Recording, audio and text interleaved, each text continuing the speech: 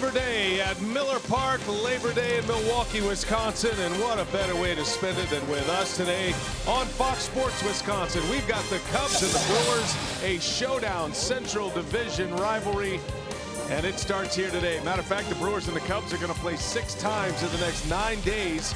Cubs have a 5-game lead over the Brewers in the division.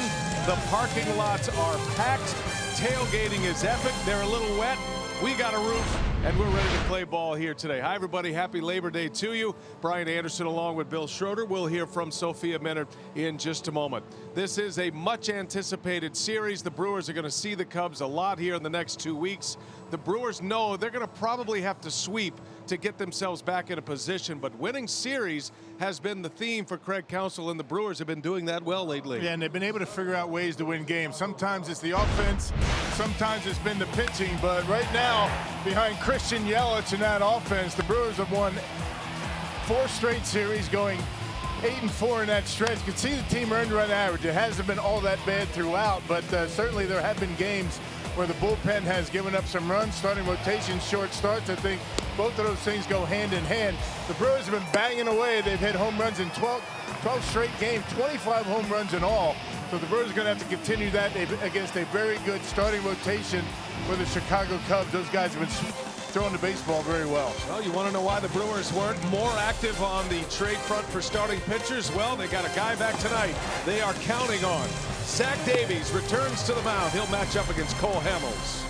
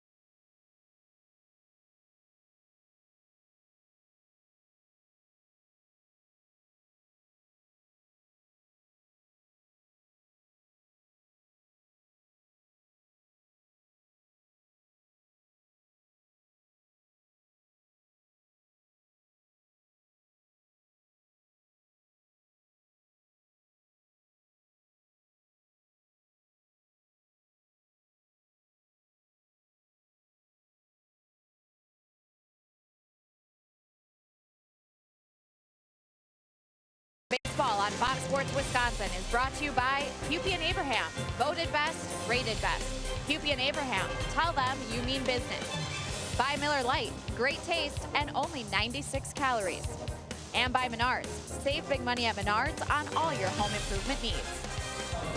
It's Labor Day here at Miller Park. We're getting ready for the final meeting here at Miller Park. Park between the Brewers and the Cubs. Good afternoon, everyone. Sophia Miller here at Miller Park, and there's certainly a buzz in the air here, the final meeting here at Miller Park between these two division rivals, and the Brewers are sending Zach Davies to the mound for the first time since May 29th. It's been just 8 starts for him in 2018 because of a right shoulder injury and a back injury that has caused him to miss more than 3 months of time. It's a 2-5 record for him on the season, but he's very eager to get back on the mound, especially in such a pivotal series as the Brewers chase the Cubs in the standings.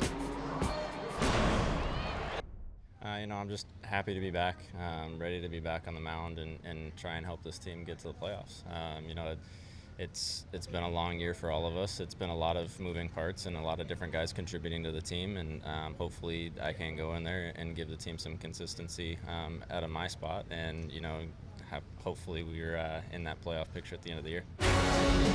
Zach Davies takes the mound as the Brewers open up a 3-game series against the Cubs, trailing them by 5 games in the NL Central standings. We're going to have first pitch and lineups of this I-94 rivalry coming up next.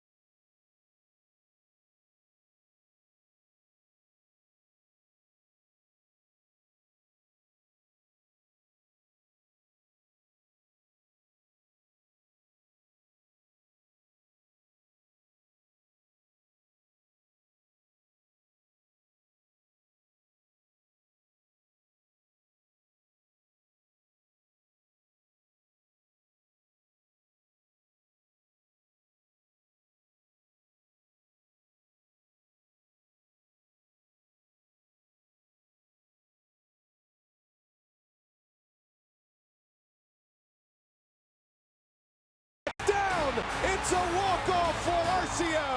Brewers win. And he launches this one. Hayward will send it way out. Kane back up the middle. Yelich is going to be caught in a rundown. And now Kane is going to be safe at first. Here's Addison Russell, and he sends one into the corner. And he gets there with a leadoff triple. And Kane launches one. He's done it again. Look at that one fly. A line drive home run.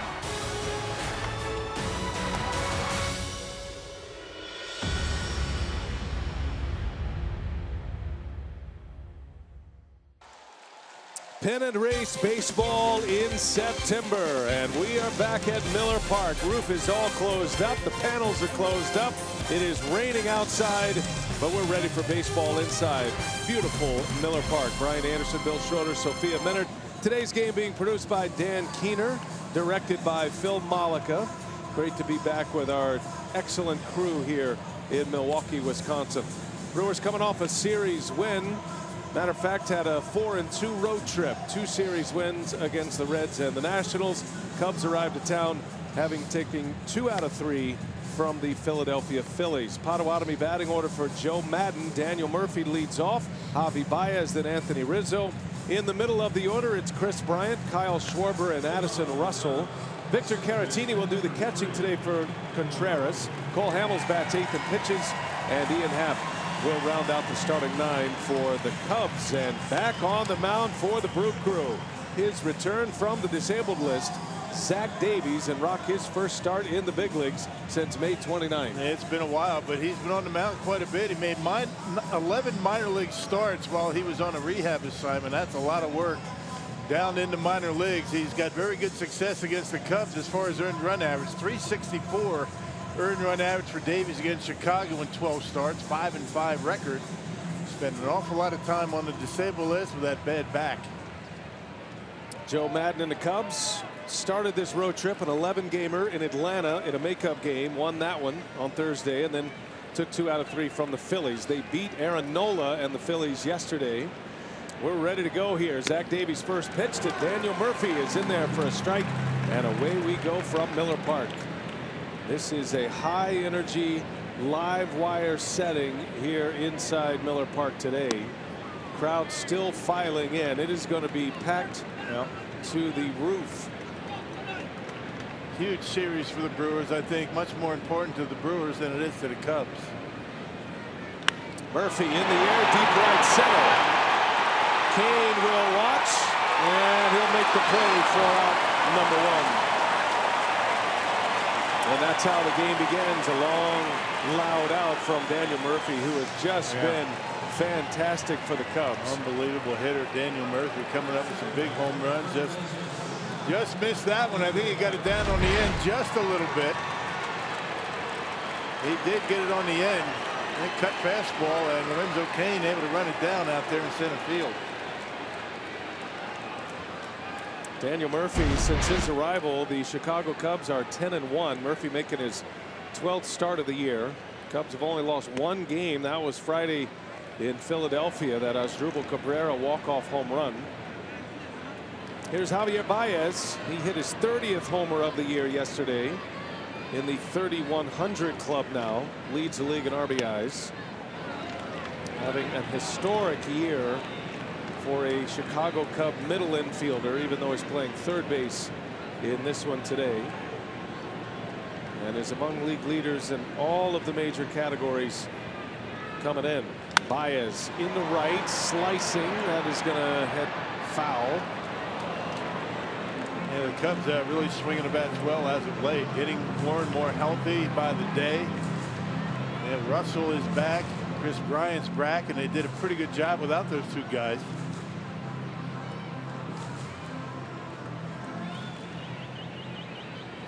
Big start for Zach Davies. He has been preparing for a return. There's a jam shot pop up. Aguilar turns and runs. Aguilar can't make the play. And Baez will reach on a single. The shift going against the Brewers right there. They had Jonathan Schoop playing up the middle. Baez getting jammed badly, just able to muscle it out of the reach of Aguilar. He's playing in. You see where Schoop is. He's got no chance. And because Aguilar playing in, not able to get there. So a very good base runner and a base stealer on base for the Cubs. And some B's in those hands for Javi Baez. Little jam shot. Every play, every big moment in this game, you're struck by the roars that you hear. It's going to be that way all series long. It's like that everywhere the Cubs go. That's nothing better than to play meaningful pennant race baseball as you get to the final month of the year. Here's Rizzo in the center field, a base hit. Baez will turn and head to third, and Kane drops the ball. Now Baez trying to score, throw to the plate, and Baez is in. And that's what he does. He forces the action, and Baez comes all the way around on a mad dash to score the first run of the game. Yep, and that's going to be an error on Lorenzo Cain. You've got to play good baseball to beat the Cubs. You can't be making mistakes like that. Well, he's trying to come up and make a play on Baez, trying to get to third base. Drops the baseball, and that's what allows Baez to come around to score. Pretty close play. Throw is high. If it's right on the money, he's out. If it's a better throw, he's not only out, but it becomes a bad base running play. Instead, Baez, who gets away with more of those than anybody, Well, that's because he doesn't slow down. He never slows down around the bases and always looking to take that extra base on a mistake. That'll be a single and an E8 that allows Baez to score the run. He's one of the few that would even try to score, and he's certainly one of the few that would actually score on a play like that. So here is Chris Bryant. Well, we talked about it on the pregame show today. You wonder about the command for Zach Davies. It's been so long. He did make a number of starts down in the minor leagues. Last one was very good, a complete game for Davies down in A-ball. But he relies so heavily on command and off speed that you wonder how good those pitchers are going to be today. Davies with those 11 minor league starts, 43 innings in those 11 starts, covering 3 months. So he was down with a shoulder injury, tried to come back. He had 2 different stints on the disabled list, Zach Davies. And the second time around, as he was trying to come back, it was more the back than the shoulder. So they shut him down again. He was in the regular rotation in the first month of the season. Bryant skies one to center. And routine for Lorenzo Cain for out number 2. Check out the Brewers defensively. Pretty good defensive road trip for the crew. 1-2 series on the road. Braun, Cain, Yelich in the outfield. Perez, Arcia, Scope, and Aguilar from third to first. And Eric Kratz behind home plate. Completely different lineup today than it was yesterday. Only 2 guys in yesterday's starting lineup starting today. That's Yelich and Arcia. Gabe Morales calling the balls and strikes. David Rackley, Jerry Meals, and Ed Hickox are the base umpires. Crew chief out at second base today. If we have a challenge, we go to replay review. He'll be the one to let us know. There's a strike to Kyle Schwarber. That's what Zach needs to do. Keep the ball down on the edges. Mix in those off-speed pitches. Keep the Cubs honest. Shift on for Schwarber. 3 infielders on the right side. Scope is out in the grass. A strong arm second baseman who can make that throw. The slimmed down version of Kyle Schwarber. He's had a good year. Low batting average, but big power numbers. 24 home runs on the season. 57 runs batted in. All of his homers have come against right-handed pitching.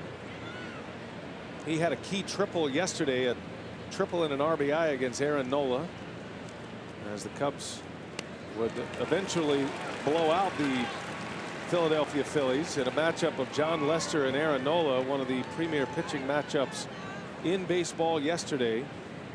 Cubs won the game 8-1. Lester went 6 shutout.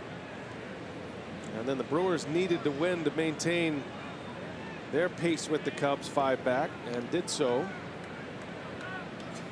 Brewers had a terrific comeback win yesterday, scoring 7 runs in the 5th inning, including a Keon Broxton 3-run homer that put him ahead, and a Christian Yelich grand slam that salted it away, and it was a 9-4 Milwaukee win yesterday. There's a swing and a miss. Davies strikes out Schwarber. A mad dash by Javi Baez produces the first run of the game. Now Cole Hamels on the mound.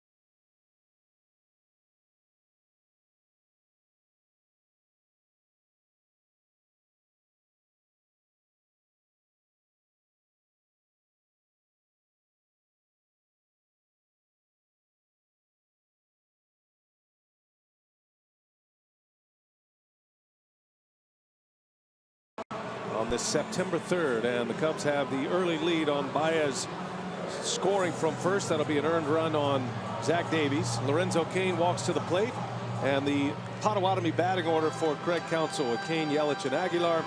Braun, Perez, and Scope with Kratz, Arcia, and Davies rounding out the starting 9 against what has been called a godsend in Chicago. Cole Hamels gets the ball for the Cubs. They are a perfect 6-0 in his starts. He has won 4 of those starts with a 0.69 ERA since becoming a Cub. Yeah, back to his old ways when he was a member of the Phillies. He was with the Phillies 9 years, Texas 4 years, and trade deadline acquisition by the Cubs. Outstanding numbers. He was 5-9 with the Rangers this year, a 472 earned run average. Look at the numbers this year with the Cubs. .69 earned run average and 4-0. Has not allowed a home run. He went from a pitcher at 34 years of age, kind of winding it down, many feeling like his best days were in the past. Huge salary, making over $20 million a year. This is the final year of a deal. The Cubs could extend it by 1 more with a team option, but that all changed quickly once he arrived in Chicago. Now you're talking about another potential ace in a rotation.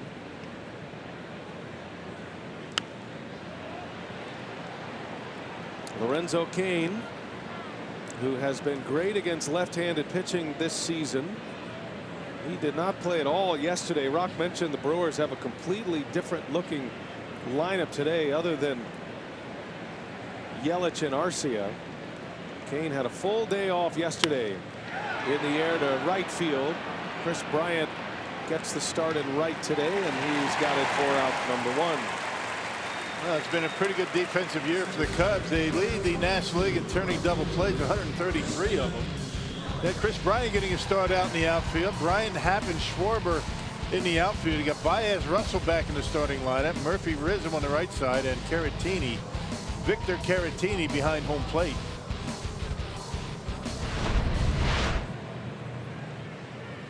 Here's Christian Yelich now, coming off a magical road trip. Yelich had a number of firsts on the road trip, had a 6-hit game, had a cycle that was in the same game, had his first multi-home run game. That all came in Cincinnati, and then yesterday his first grand slam. Bouncing ball, and Baez will make the play for out number 2. Check out our Pizza Ranch for the win. We talked about the numbers for Cole Hamels.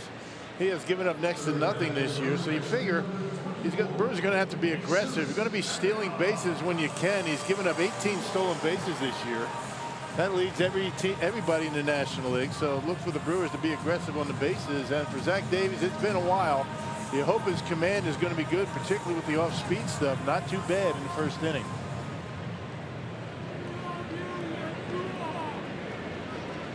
Going to have to put the pressure on the Cubs with the running game a little bit.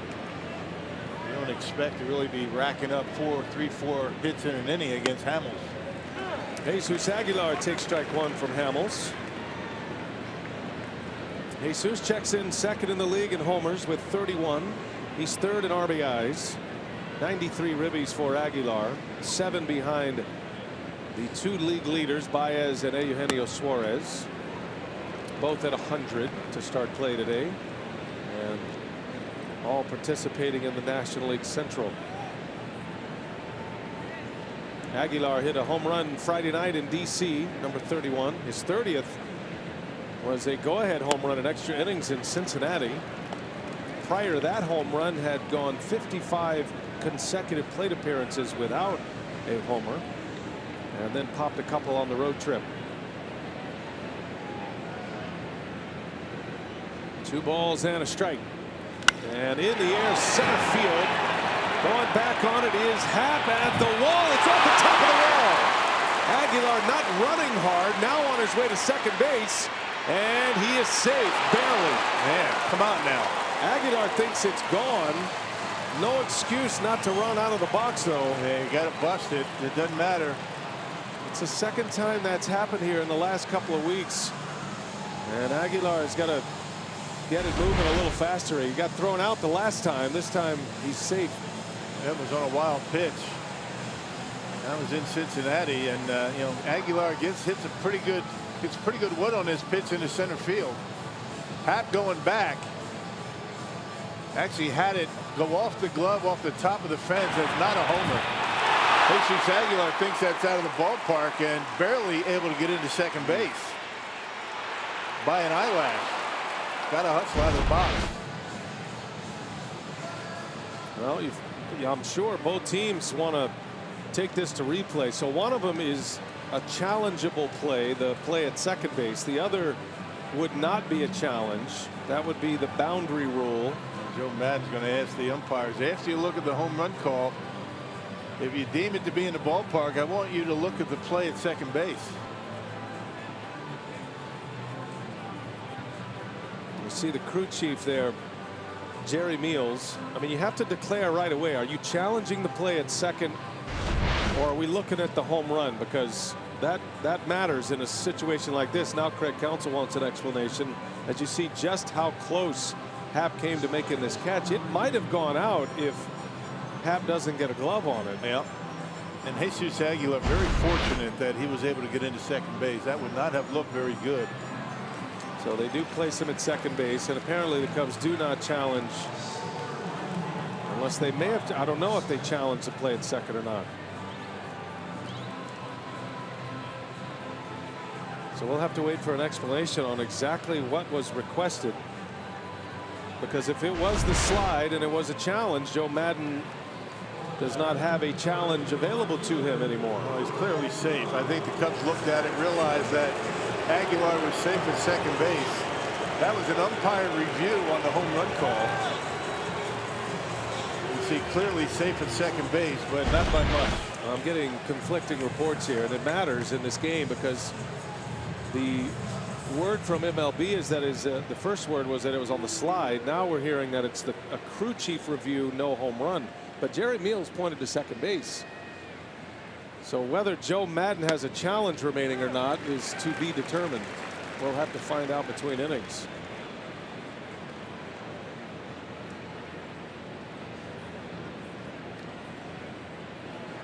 I can't imagine that the Cubs would have reviewed that because it was pretty clear that he was safe at second. Right. So I think the review is based on whether it was a home run or not. Here is Braun, and a wave and a miss. Count is 0-2. Now my guess is I'd feel more comfortable about it if Jerry Meals hadn't pointed at Aguilar and put the safe sign. Yeah, that would usually on a home run you put up like 2 or right. It's a double. Right. Well, he's pointing saying, yeah, you're at second base. It's not a homer. So. Okay. So let's just assume for now Maddon still has a challenge until we hear otherwise. You know what happens when we assume? Yeah. 0-2 pitch, and Braun takes a fastball up and away. Well, after they looked at the play, and again, this will be the end of it, but I saw Gabe Morales turn around to the press box and did this, meaning nobody had a challenge. It was, you know, it's kind of like, you know, it was us that was looking at it.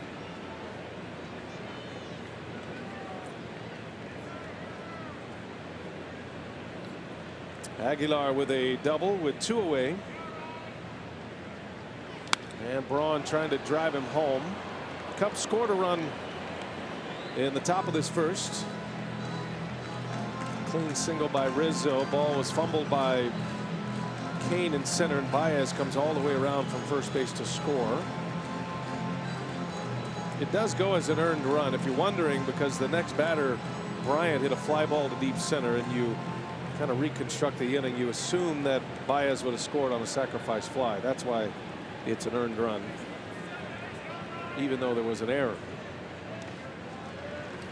Man, going to be important for the Brewers to be laying off that off-speed stuff from Hamels with 2 strikes. He's only going to throw strikes when he's ahead in the count. If you prove to him you're going to lay off the stuff out of the zone, like Ryan Braun did just there. You know, the curveball, the changeup, the cutter, all those pitches plus pitches for Hamels right now.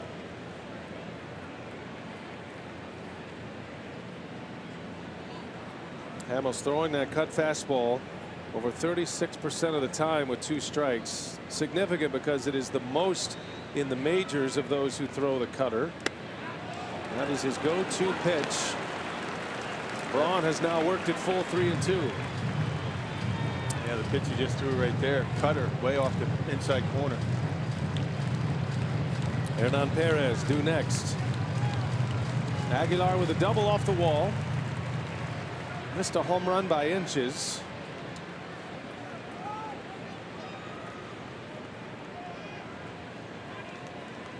Braun, another one of the Brewers in the lineup today that had the full day off yesterday. Didn't start, didn't play at all.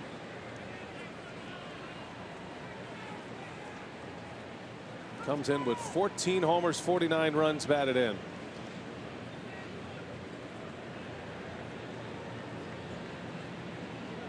Hamill's taken a lot of time here trying to get connected with Caratini, and finally Caratini's on his way to the mound.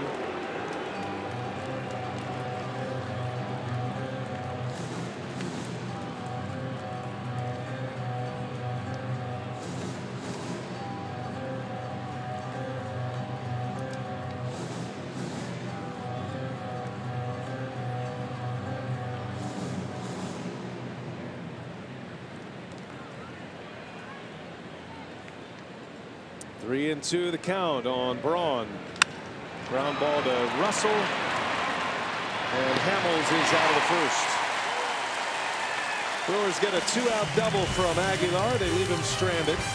We head to the second. 1-0 Cubs.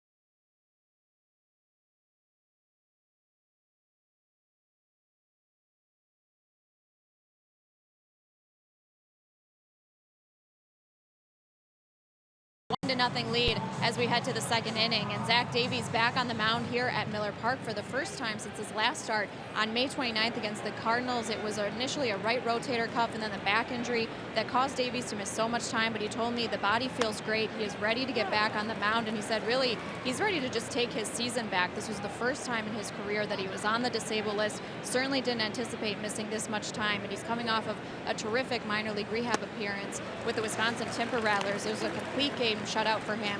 6 strikeouts, did it very efficiently, just 85 pitches. So he said that outing really made him pitch a little bit differently, but it was good for him because he said he really had to use everything in that outing against those hitters. So he feels prepared, and he said he knows that this team needs his consistency here over the final month.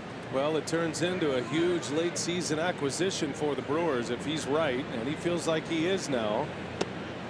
You know, to pitch in a minor league game. So call it what you will, it is against single-A hitters, but the fact that he gets up, sits down, gets up 9 times, right? He went 9 innings in that game. That matters, and there's some durability involved, and that's important for Zach Davies. And it was important that he did that because I don't think they were going to hand him an opportunity to get to make a start down here in the stretch in September unless he proved that he was ready to come back and pitch at the major league level, and that was an important start for him. 2-2 the count on Addison Russell, and a slow roller coming in. Perez, and a nice play for out number 1. You'll notice the defense today, the infield defense, is probably the best the Brewers can put together as far as range, quickness, arm strength. Perez, Arcia, Scope, and Aguilar is certainly a good defender at first, but that is by design for Craig Counsell. You're going to see a lot of ground balls off the bats of the Cubs when Davies is right. And it will be interesting to watch. You know, the starting lineups for Craig Counsell in this series. The Cubs are starting all 3 lefties in this series. You're going to have to pick and choose your spots when to play Moustakas. Yelich is going to be in there every day. He hits lefties well. Travis Shaw, Mike Moustakas, those are players that Counsell is going to have to find some time for. You'll certainly see him. It does give Counsell a pretty hefty bench. He's got some firepower on that bench right now. Thames, Moustakas, Shaw, Granderson.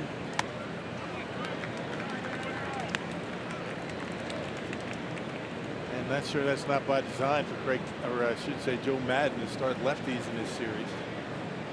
To keep a lot of the Brewer big bats on the bench. 2-1 to Caratini, a swing and a miss out in front of a changeup. That's a good pitch so far today, leaving him down in the strike zone on the edges. You don't want to leave those pitches up in the zone. Perfect right there. You can see the grip and going away from the lefty. Great look at the grip on the change. Tried another one. Caratini didn't bite on this one.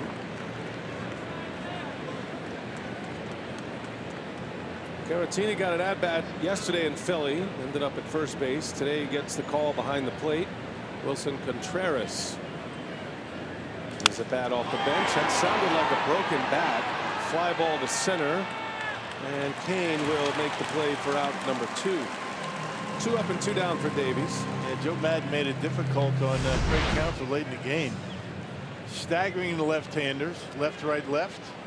Got it down on the label. Actually, you got a piece of the bat. Bat splintered a little bit on that swing. All the way down through the lineup, left, right, left, right, left. Now, and in September, with so many players to call on, loaded bullpens, loaded benches, different kind of game in the month of September in baseball than it is any other month. Managers can be very aggressive with their pitching changes, their matchup selections. Davies misses low to Cole Hamels. 1 ball, 1 strike the count on the Cubs pitcher. Does have a couple of hits in 13 plate appearances this season. All those years with the Phillies, he's certainly familiar with how it works at the plate. Does a good job getting his bunts down and whatnot. There's a strike. 2-2. Dave Morales giving the edges to both starters here so far today.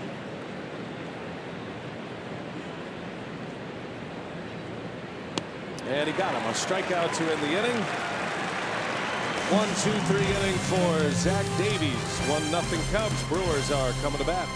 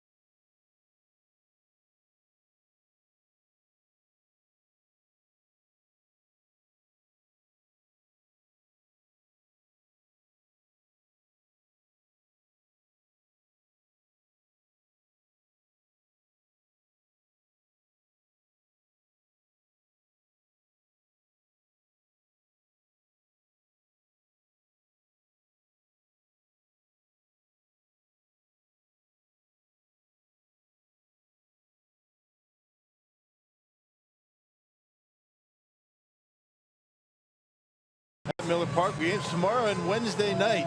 Those are starting at 7:10. Great seats still available for both games. And you can book yours by heading to brewers.com/tickets. Good crowd here today.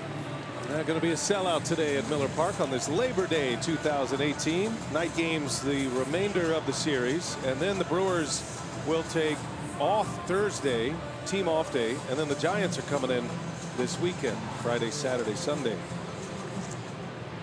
Hernan Perez at the plate for the Brewers. He'll start the bottom of the second. Perez has good numbers against Cole Hamels. 5 for 8 in his career. That includes a walk. And Craig Counsell stacking his lineup with as many right-handers as he can. Not only Christian Yelich, a left-handed batter in there, but Yelich handles lefties extremely well. They don't seem to bother Christian. He's only hitting .340 against lefties this year, Christian Yelich. With 7 homers. So he plays. Including his grand slam. 0-2 pitch, and Perez right off the end of the bat, little flare to right field. Bryant is there to make the catch. Out number 1. Well, that off-speed pitch, those off-speed pitches for Cole Hamels is so deceptive. He has such good arm action on him. You can't pick him up. Just chokes off the speed. You know, he's got everything moving one way or another. The cutter coming into right-handers. Change-up going away. He'll flip up a curveball up there. Just does such a good job of disguising his pitches. 34-year-old Cole Hamels, 4-time All-Star. Big swing by Scope. Here's the bat the Brewers are trying to get going here down the home stretch. He's hit 3 home runs as a Brewer, has 20 for the year. 17 of those with Baltimore.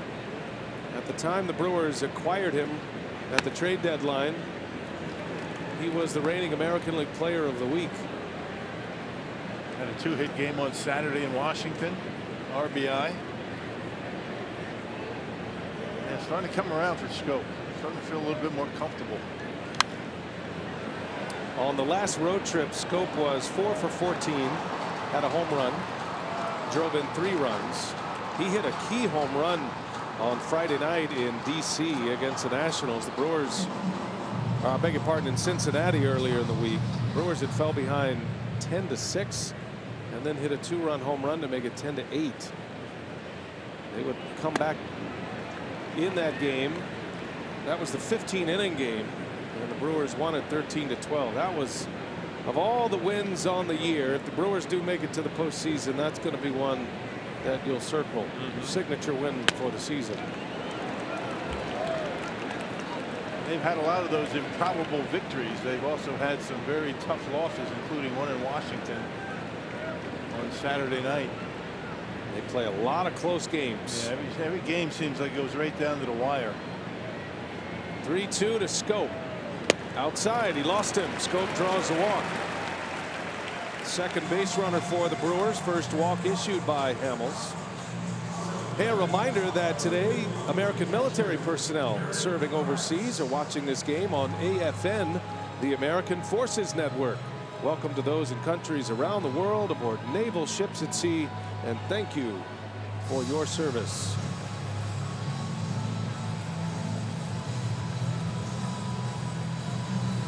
Cubs lead 1-0. A first inning run scored by Baez. And here is Eric Kratz with Scope at first.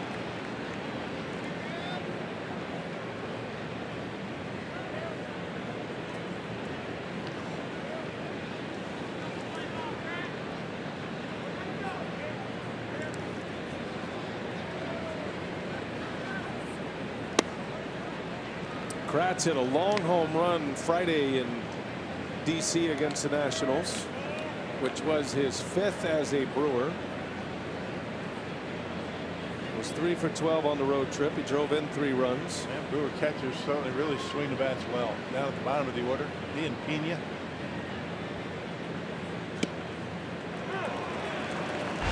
Take you back Friday night, first game of the series against the Nationals. against Tanner Roar. Eric Kratz put some mileage on that one. Powerball home run number 5. To see him, he made contact with it, put his head down there, didn't even want to look at it, and he ran to first. You got to watch those. I mean, that was a bomb. Kratz into right, hits it hard. Bryant will make the catch.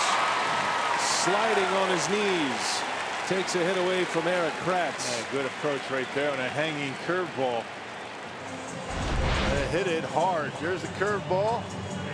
The grip, it stays up in the zone, and Kratz smokes it to right, but right at Bryant. Tough break. 2 outs in the inning. And that'll bring up Orlando Arcia.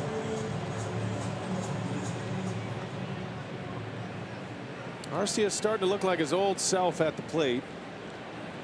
He's never going to be a premium bat. You know, he's not going to be a 3-hole, 4-hole hitter in a major league lineup, but he held his own last year, hit over 270 last season, and starting to swing the bat a little bit better. Brewers need him. They need his glove. There's a little tapper right off the end of the bat.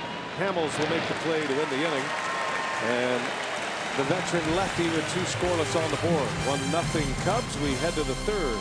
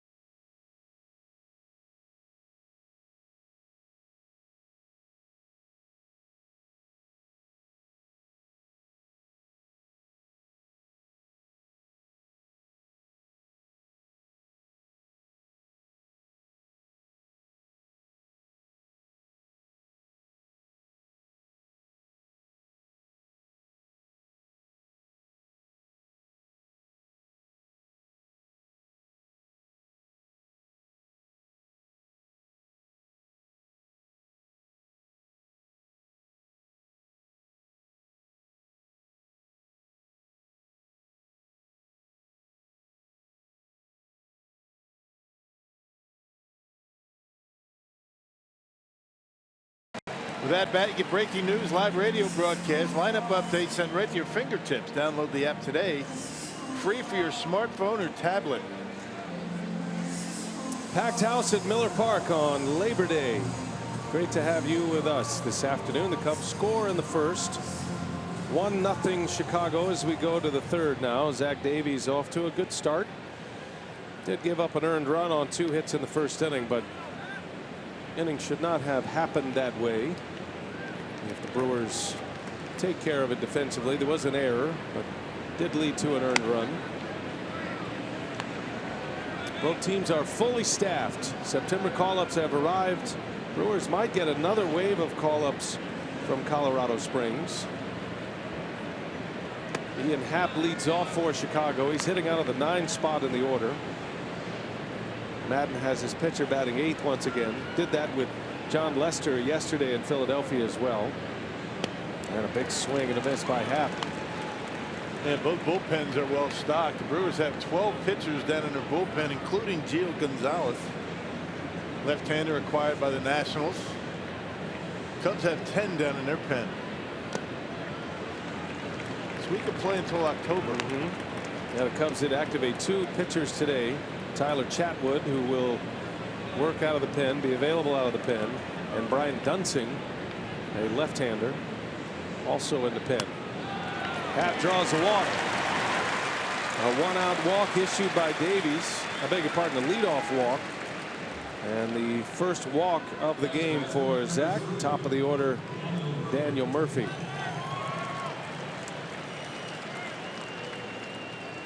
Murphy hit a long fly ball out in the first inning. Chased Kane back to the wall.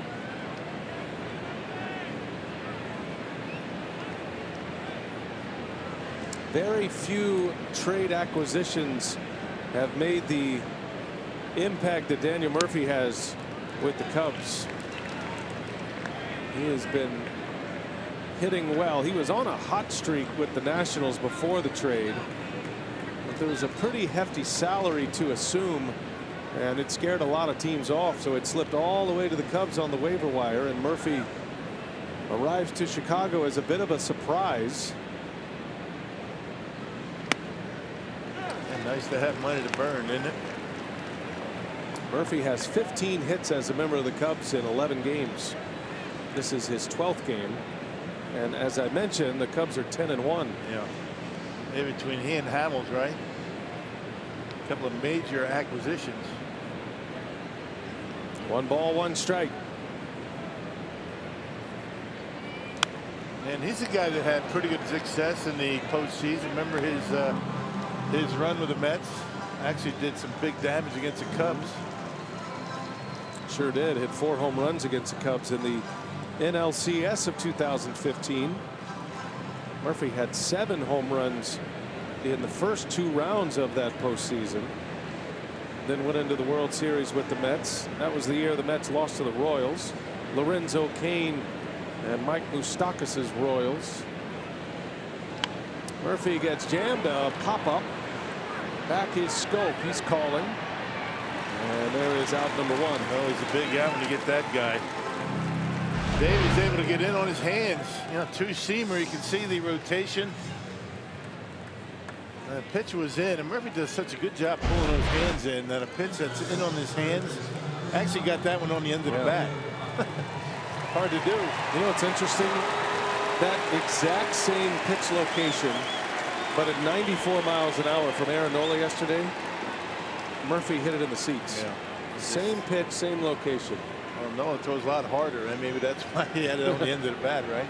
You know, these at-bats go one day to the next, one inning to the next. Here's Javi Baez now with 1 away.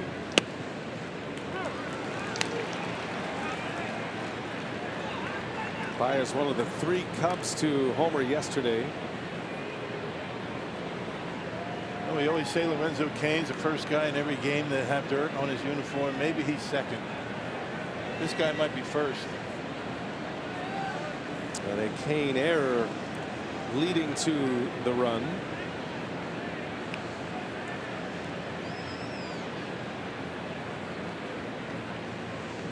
Got some of the game's most exciting players in this series, no question about that.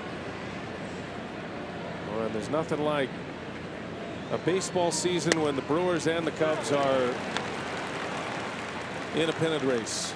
And Baez, I think, caught guessing right there, upset with himself, took the fastball down in the zone over the plate. Maybe looking change up. He will guess, and he will chase with 2 strikes. No balls, 2 strikes. Runner at first is Happ. Speedy runner. Davies does control the running game well, and a breaking ball in the dirt. Nice block by Kratz.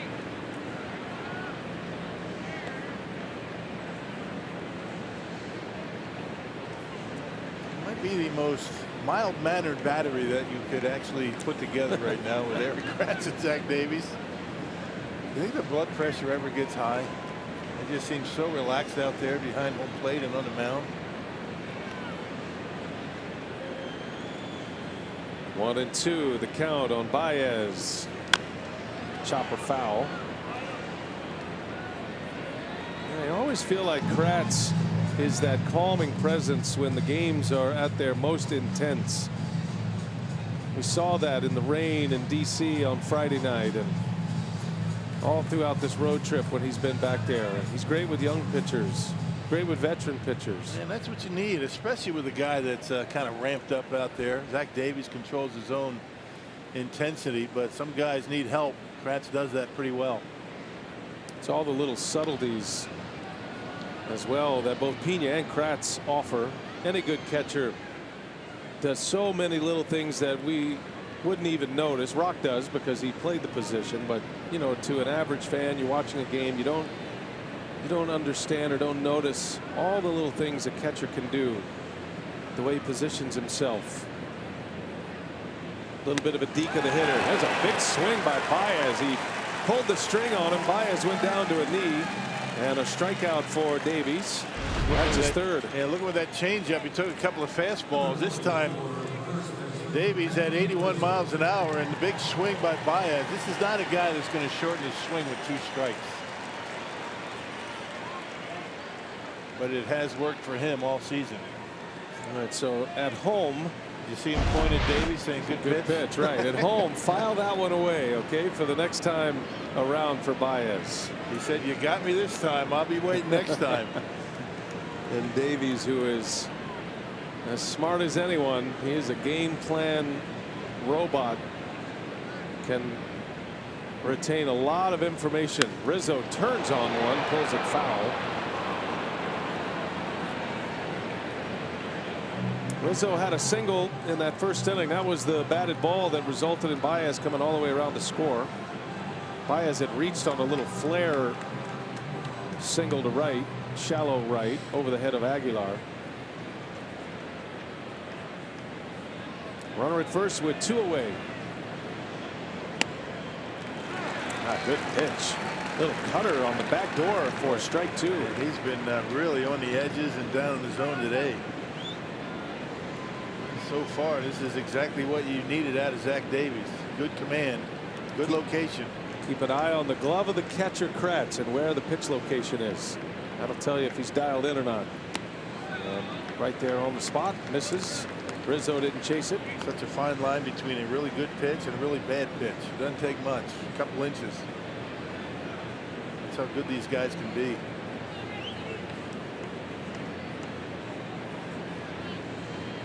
Kratz wants a changeup. 1 ball, 2 strikes. Runner goes. Happ and a swing and a foul. Rizzo fights it off. He had committed to the swing, but able to put a bat on it. Stays alive.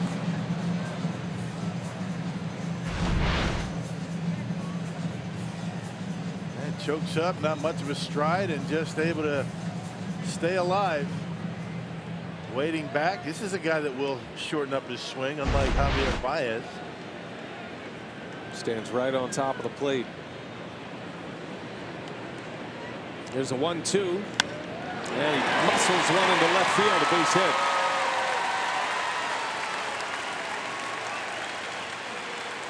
Anthony Rizzo is 2 for 2 today against Davies. Cubs are threatening with 2 on, and Chris Bryant coming up. 2-strike hitting by Anthony Rizzo. Yeah, they left that one down the middle, and I think Zach Davies fortunate that Rizzo didn't do more with that. It cut it right down the middle of the plate. Just kind of serves it off the hands and into left field. Cubs have 3 hits now. Rizzo with 2 of them. And Chris Bryant at the plate with 2 outs. 3rd consecutive start for Bryant after missing some time with a shoulder injury. In all, Bryant 2 stints on the disabled list, missing 51 games.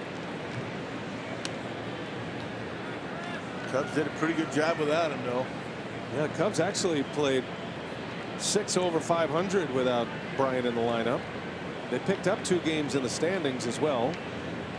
The second trip on the disabled list, they were 6 above 500.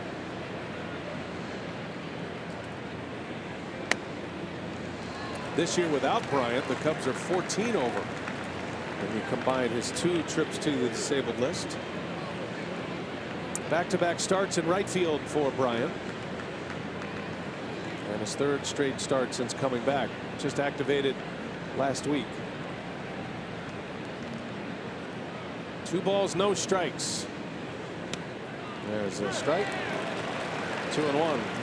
It's been a generous strike zone by Gabe Morales for the pitchers today. Always has been a very good ball strike umpire, Gabe Morales.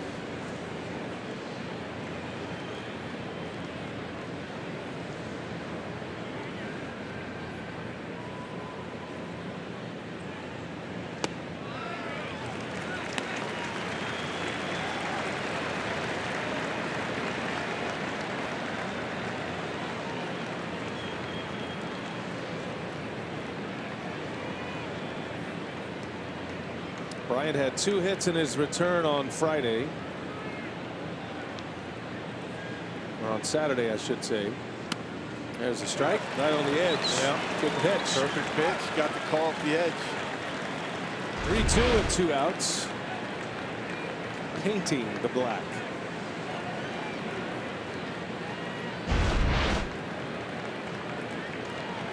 Runners will get a head start here with 2 away. Schwarber due next.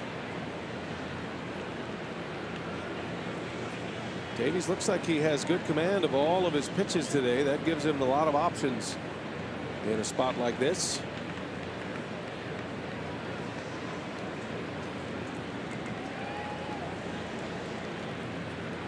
Happ and Rizzo take off. Bryant fouls it away. Fastball. And that's the only way really Zach Davies can survive in the big leagues, is to be on the corners like he is today. He gets too much of the plate. When you're throwing a fastball at 90-91, not going to end well. This time last year, Zach Davies was 16-7 with a 3.85 ERA. Finished the year 17-9. Had a terrific year. It's been an injury-plagued season this season. Runners go. Bryant fouls another one back. Back to the fastball goes Davies. And Kratz is on his way to the mound. And both fastballs catching the outside corner, that time coming inside. Away, inside, and Bryant able to get a piece of it. That's a pitch right there. You leave out over the plate, going to end up in the seats. Perfect pitch on the inside corner.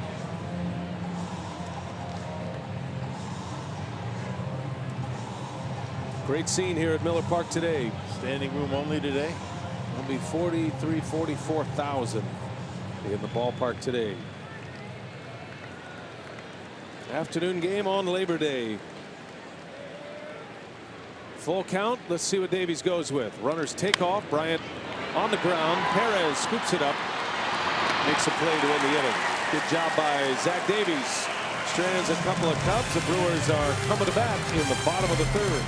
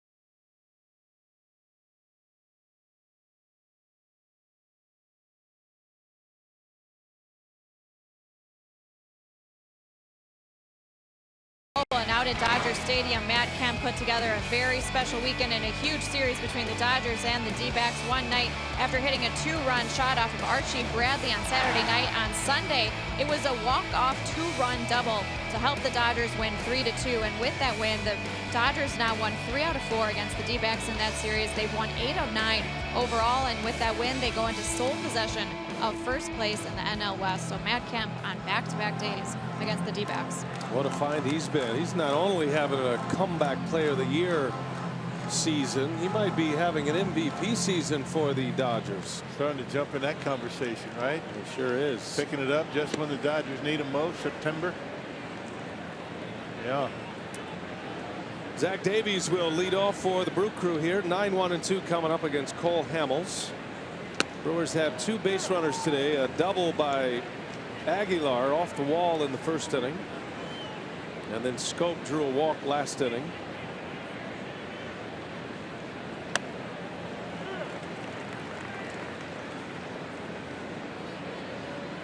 Davies looking for his first hit of the year. Hasn't been around much since May. Last year at the plate, Davies had 12 hits. I beg your pardon, in his career has 12 hits, I should say. 12 for 125, an .096 career batting average. He's 0 for 11 this year. Pulls that one foul, almost got the bag at third. Yep, missed that left field line by a couple of feet.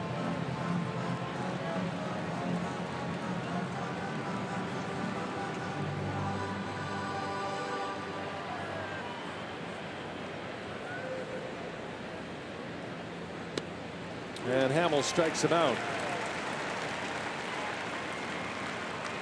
That's a first strikeout for Hamels. One away in this third inning. Back to the top of the order now, second time through. Lorenzo Cain coming up. Now there are so many teams involved in not just the division races but the wild card races as well. They're looking at this series and hoping the Cubs stay hot against Milwaukee. But you got teams like the Rockies and Diamondbacks, Dodgers. One of those teams will win that NL West, and then the others are going to be fighting for a wild card spot. You got the St. Louis Cardinals, who started the day a half game back of the Brewers. The Brewers occupy the top wild card position. Cardinals are a half game back in the number 2 position. Top 2 wild card teams play each other in the 1-game wild card game to enter into a division series. That Cardinals game yesterday was a crusher for St. Louis, wasn't it? Cardinals lost the game in extra innings to the Reds. Final of 6-4 in 10 innings. St. Louis had the bases loaded, nobody out in the bottom of the 9th inning in a tie game, and they could not score. And then the Reds scored 3 the next inning in the 10th inning. Cardinals did get 1 back, but Cincinnati held them off. The Brewers leapfrogged the Cardinals for that top wild card position. And the Brewers are hoping the Cardinals cool off. I mean, they were red hot. You know, Cubs have been really playing well. Cardinals.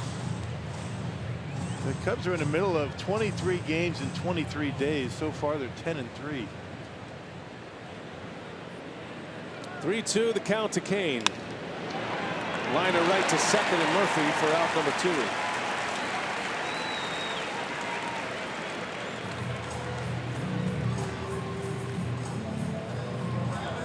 Daniel Murphy shows you his card, his spray chart card, where to position himself, and says, good job. Yeah, good job, scouting department. Well, I was right where you told me to be, and he hit it right at me. You don't need a lot of range when you position yourself like that, do you? I don't feel like that's out of the ordinary for a second baseman. Maybe a little bit up the middle. Well, he's a hitter. Christian Yelich with 2 away.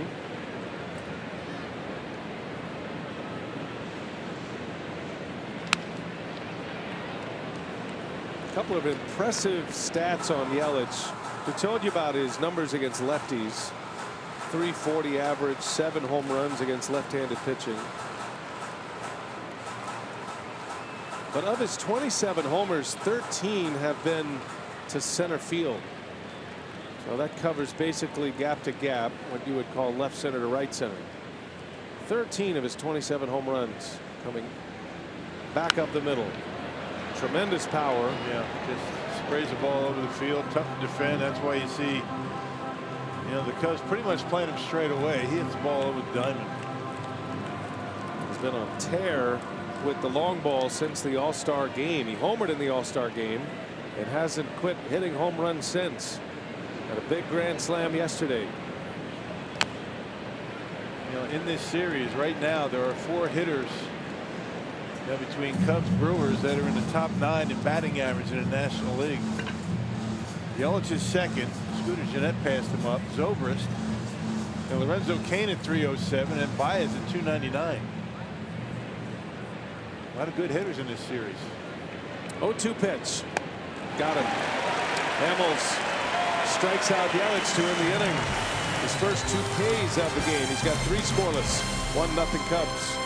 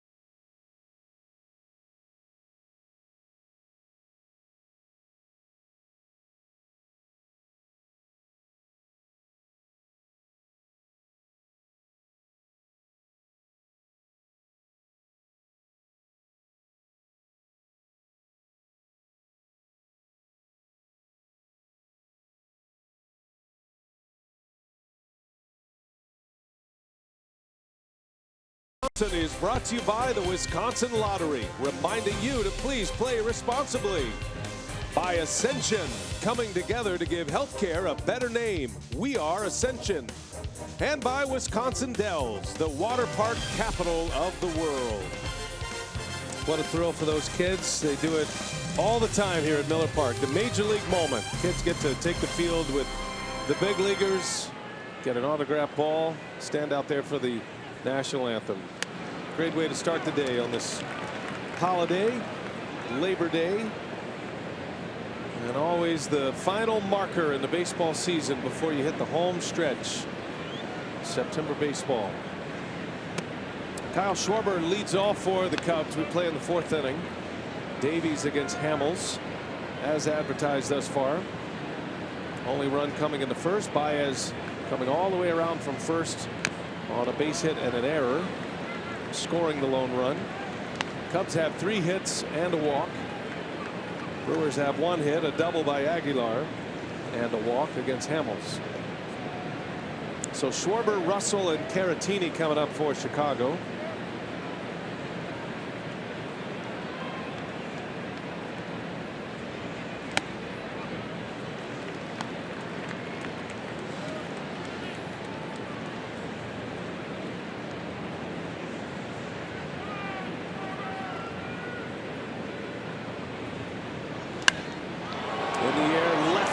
Going to slice foul in the seats, hit it far, but a little late for Schwarber.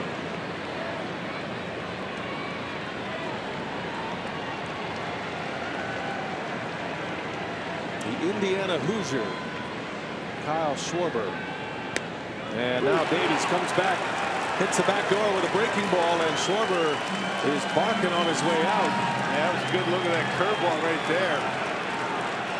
That behind home plate camera. That's what that curveball looks like. Gabe Morales has been given a little bit off the edges all day and brings that one up. 76 on the curveball.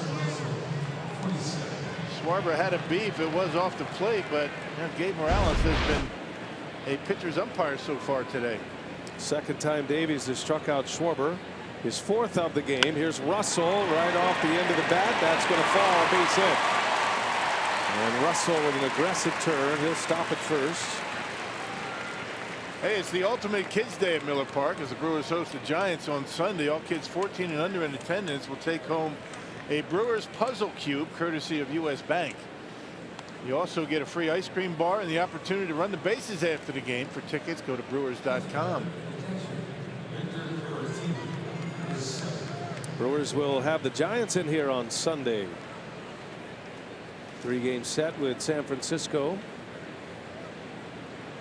6-game homestand in all. The Giants traded away Andrew McCutchen right before the beginning of September. Went to the Yankees. Here's Victor Caratini with a runner at first. A lot of movement this year, right? Trading deadline and right before September. Impact players, it can get very specific too.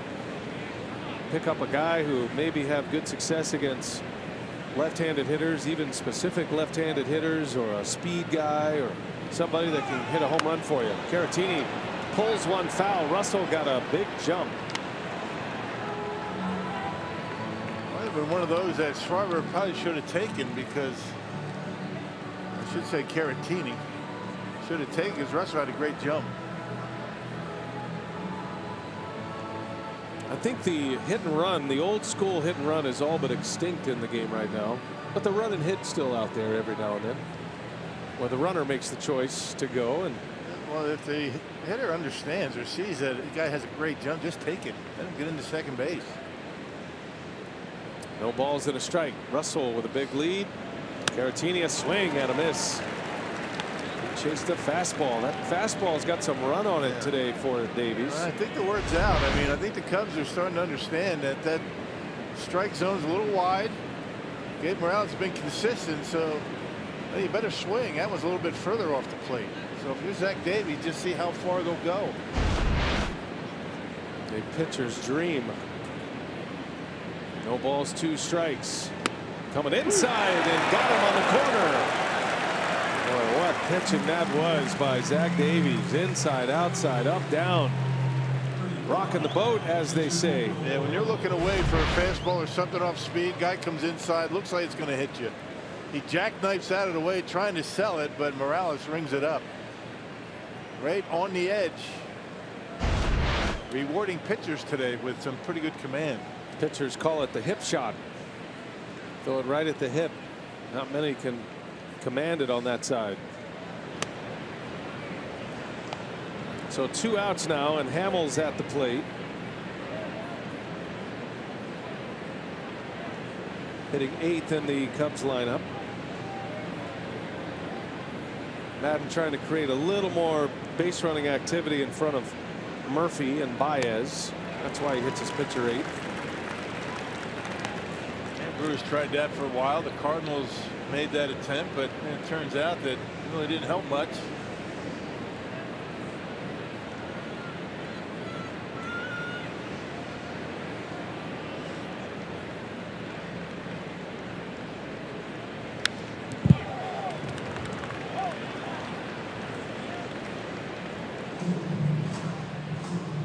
I guess these days you hit the pitcher 8th, you're talking about what, maybe 2 at bats, right? I mean, with a typical starting pitcher out there, 5-6 innings, 2 maybe 3 if the guy's throwing well. Then you got pinch hitters. Happ is a player that Madden could remove, has removed late in games if he has a lead as well. He's been a hot bat though. Yeah, lineup structure, splitting up your left-handed hitters, although it's not so important in September because you do have so many options off the bench. It's always interesting to understand how a manager sets up his lineup. There's a bouncing ball out to Scope. Wow, hit a seam there. Stayed down on Scope. He's got it though. The inning is over. And Davies puts up a 0. A couple of strikeouts in the 4th as well.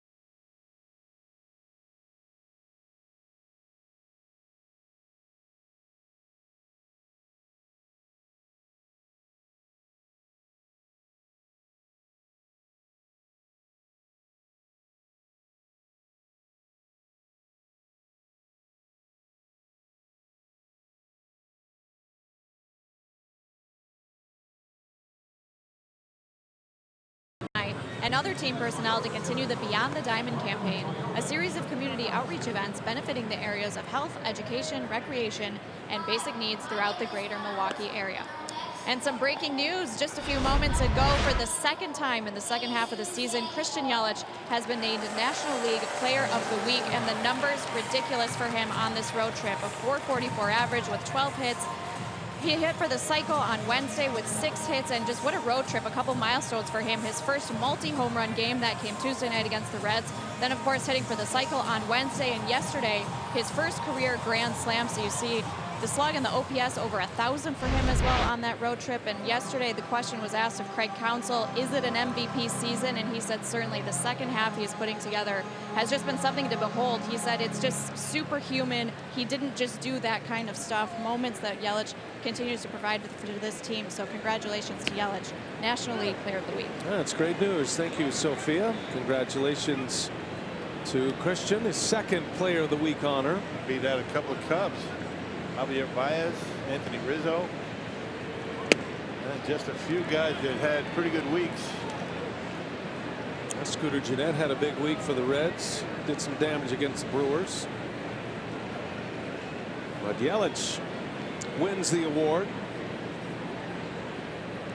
Yelich made the last out of the third. Jesus Aguilar leading the way here in the fourth inning. Down on the count 1-2. Aguilar almost tied it with a long ball in the first inning.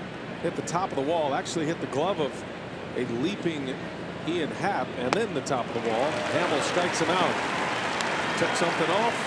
Aguilar out in front. And the third strikeout for Hamels. He has struck out 3 of the last 4 batters he's faced. You're getting a look at some pretty good changeup today from Zach Davies and Cole Hamels. Left-handed changeup right there.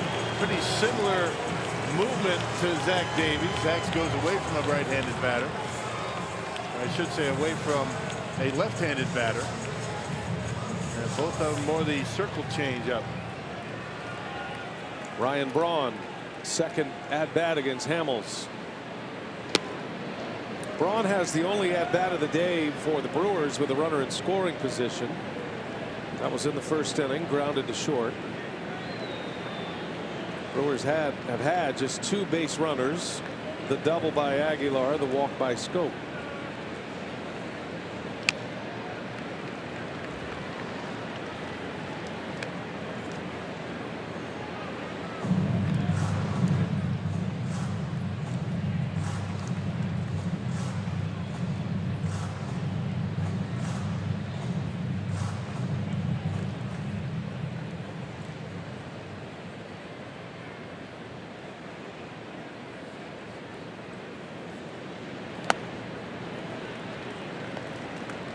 Braun's got a well-hit average against left-handed pitching this year at 320, so that's an exit velocity of 95 miles an hour or more. It's noteworthy because the 320 average against lefties this year on the well-hit average is the best in the majors this year.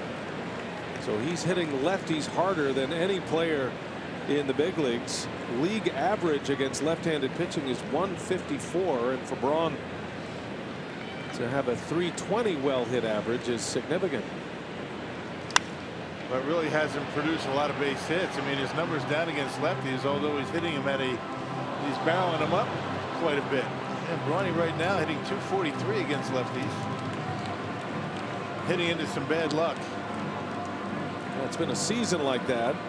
Used to be, that was a more subjective than objective. But as they measure everything now, including exit velocity, it has been a bad luck year. Braun takes a call, strike 3. Didn't like the call. Looked like it hit the bottom of the zone. And Braun is rung up. 4th strikeout for Cole Hamels, 3 in a row. Well, hitters need to realize that this strike zone is going to be a little bit larger than normal, but that one looked like it was a pretty good pitch. 92 in the fastball, right at the knees. And Brawny thought for sure it was a ball. Dave Morales rings it up. 2 outs. Here's Hernan Perez. Did not have a strikeout that Cole Hamels in the first 2 innings, and he's racking them up now. 4 of his last 5 outs have been via the K. One of those to the pitcher Davies. That was his first K, as a matter of fact. See, when you have a situation like this, when you have an umpire that's giving a little bit off the edges, he's not going to adjust. I mean, hitters have to go up there and realize they better expand the zone a little bit. Hitters aren't used to that. And usually those borderline pitches are not being called most of the time.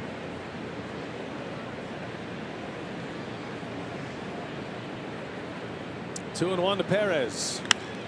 Liner foul. Hamels right now looks like vintage Hamels of 2008, 9, 10. He was the World Series MVP for the Phillies in 2008.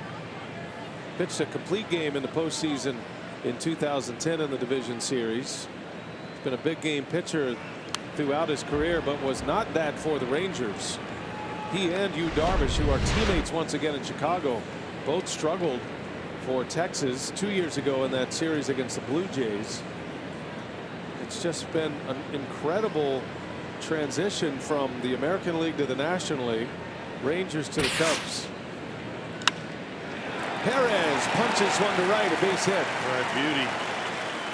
They saw him do that a couple of times in D.C. That pitch off the outside corner, just reaches out one-handed and able to dump it out to right field. That change up by Hamels left it up enough for Perez to get a barrel on it. Serves it out to right field. Pepper, that's a pepper swing. Yeah, that's great. And a good 2-strike hitting by Hernan Perez. That'll bring up Jonathan Scope. Cole Hamels is not allowed a home run as a Cub pitcher. Scope would like to change all that as he swings and cues one foul out of play.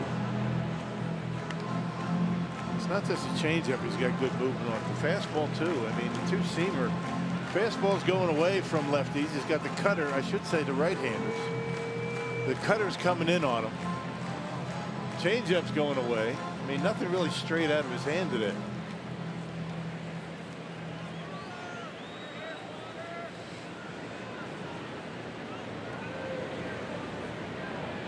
Pretty much say the same thing about Davies. He's got good movement, good location. Both of these pitchers. And taking advantage of a liberal strike zone.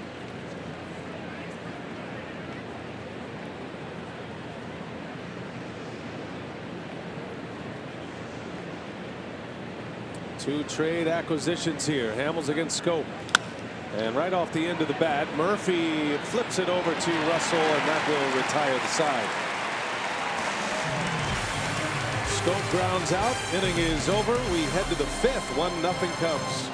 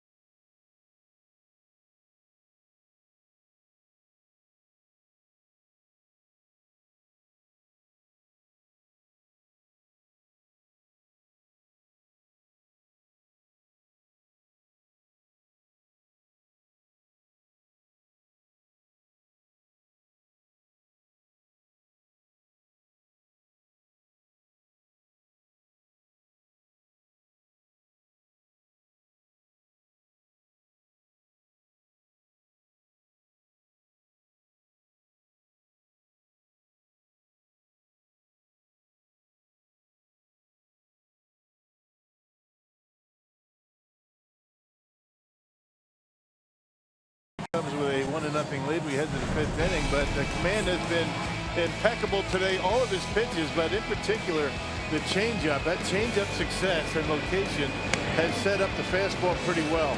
Changeup going away from lefties. He's been able to throw fastballs in on those guys because in the back of their mind they're thinking about that changeup. It's not just a changeup, it's the location of the changeup. It's been on the corners and down in the zone. Well done today by Zach Davies so far. That last image of Javi Baez pointing at Davies as if to say, all right, you got me. Baez is coming up in this inning. It'll be Happ, Murphy, and Baez. 9-1-2 for the Cubs in this 5th inning. A 1-0 Cubs lead. A first inning run scored by Baez.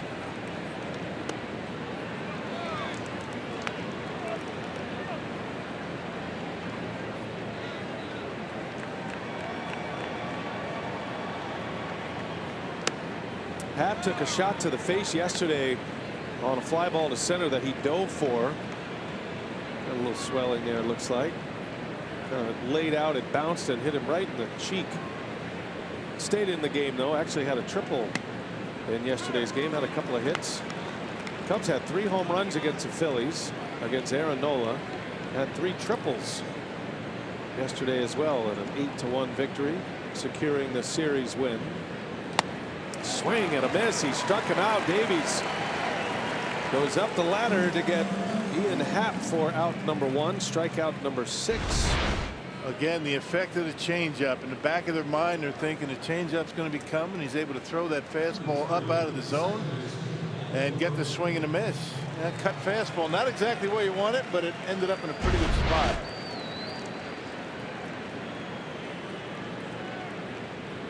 Back to the top of the order now. Daniel Murphy. In the air, left center field. Braun lays out, and Braun makes the catch. What a play. Ryan Braun. Take a bow. Whoa. Yeah, put a circle around that baby. If that ball gets by him, Murphy's at least at second base. And that ball slicing toward Braun just a little bit as it gets out there to him. And Murphy with a pretty good swing on a curveball. Watch Ryan Braun taking a good angle and able to make a diving catch. Well done, Ryan Braun. And Zach Davies pumped up, taking extra bases away from Murphy. Full extension. Great play by Braun for the second out. Now Baez hacking away at the first pitch.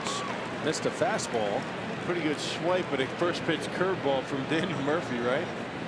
Who's looking for that pitch, first pitch? Man, hit it hard.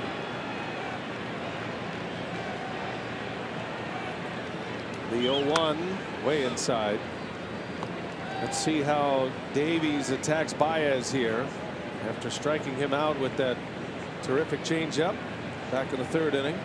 Baez had a little flare single in the first, a jam shot that went over the head of Aguilar. Well, first 3 pitches are fastballs. Maybe thinking that Baez might be hunting that changeup. Let's see what he does here.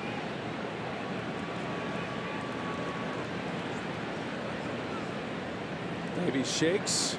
Here's a 1-2 and a swing and a miss. He stayed with the fastball. And another strikeout of Baez. Ryan Braun makes the highlight reel today in Major League Baseball. Full extension. The catch of the day so far. 1-2-3 inning for Davies. Brewers are coming to bat.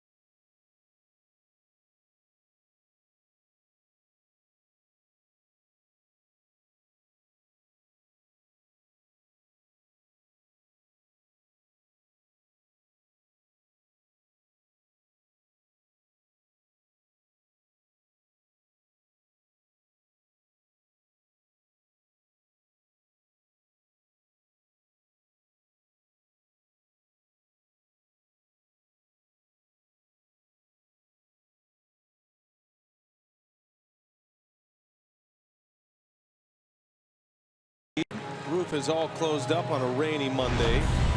Braun coming up with a gem. StatCast AI powered by Amazon Web Services. How about that play? Covered 52 feet. Got up to 26 feet per second, let's call it. And Braun with a beautiful catch to set up a 3-up, 3-down inning for Zach Davies, who then follows that up with a strikeout of Javier Baez. All on fastballs. Maybe thinking Baez looking change up. It worked. Wasn't just the speed, it was the angle that Braun took to go after that baseball. Angling back, giving him a little bit more time to get there, and making a beautiful catch. Gio Gonzalez is loosening for the Brewers in the pen, awaiting his first Milwaukee outing. Looks like they're giving him plenty of time to get loose. The full inning here might see him. I would imagine if Gonzalez does pitch in this game, it would be to start an inning. Can't imagine they would bring him in in the middle of an inning with men on base. He hasn't worked out of the bullpen since 2008. He started his entire career. And you're not sure if he's throwing to throw and call it a side session, preparing for a start, or if he's preparing to come into this game. We'll see. Kratz in the air, shallow center. Happ went back, now eases in, and Hamels retires Eric Kratz to start the 5th inning. I'm not sure he's even getting loose to come into the game in this inning. I mean, it's going to take him an awfully long time. Starters get ready at a much different pace than do relievers, and that's something you learn how to do. Our council has sent Domingo Santana on deck. That's the pitcher spot, Davies. So maybe he is coming in. Could be the end of the line for Davies here. Better hurry up. And maybe you're not going to send Santana up if there's 2 outs and nobody on. Maybe Arce gets on base. You go to a pinch hitter.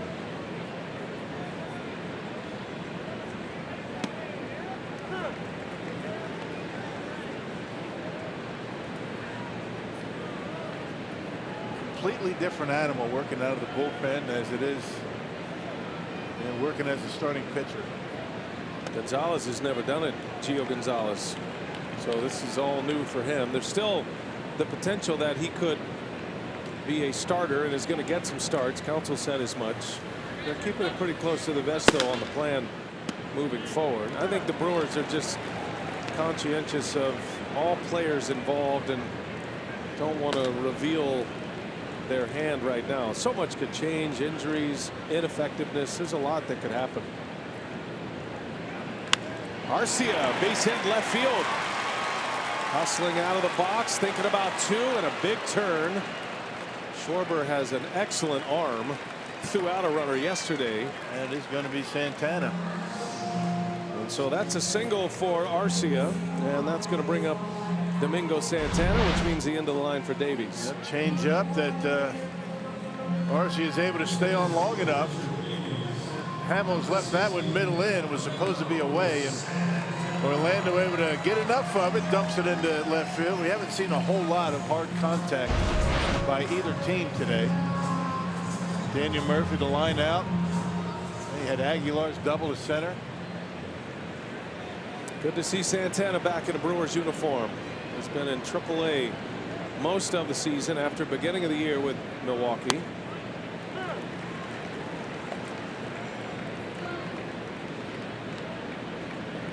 You have to take every opportunity you get with men on base against Cole Hamels the way he's been. Can't pass up any scoring opportunities just to leave a pitcher in the game. 2 quick strikes on Santana. 53 games in the big leagues with the Brewers, and then 55 games in AAA. Hit .283 with 8 homers, 35 RBIs in those 55 games. Did get an at-bat in the National Series. His last home run as a major leaguer was against Zach Greinke of the Diamondbacks back in May 21st. He's hit 3 big league homers this year. A little over 200 plate appearances. 1 ball, 2 strikes. Never mind. Throw to first. RC is back. Well, again, remember the league has stolen 18 bases against Cole Hamels this year. That leads all big league pitchers.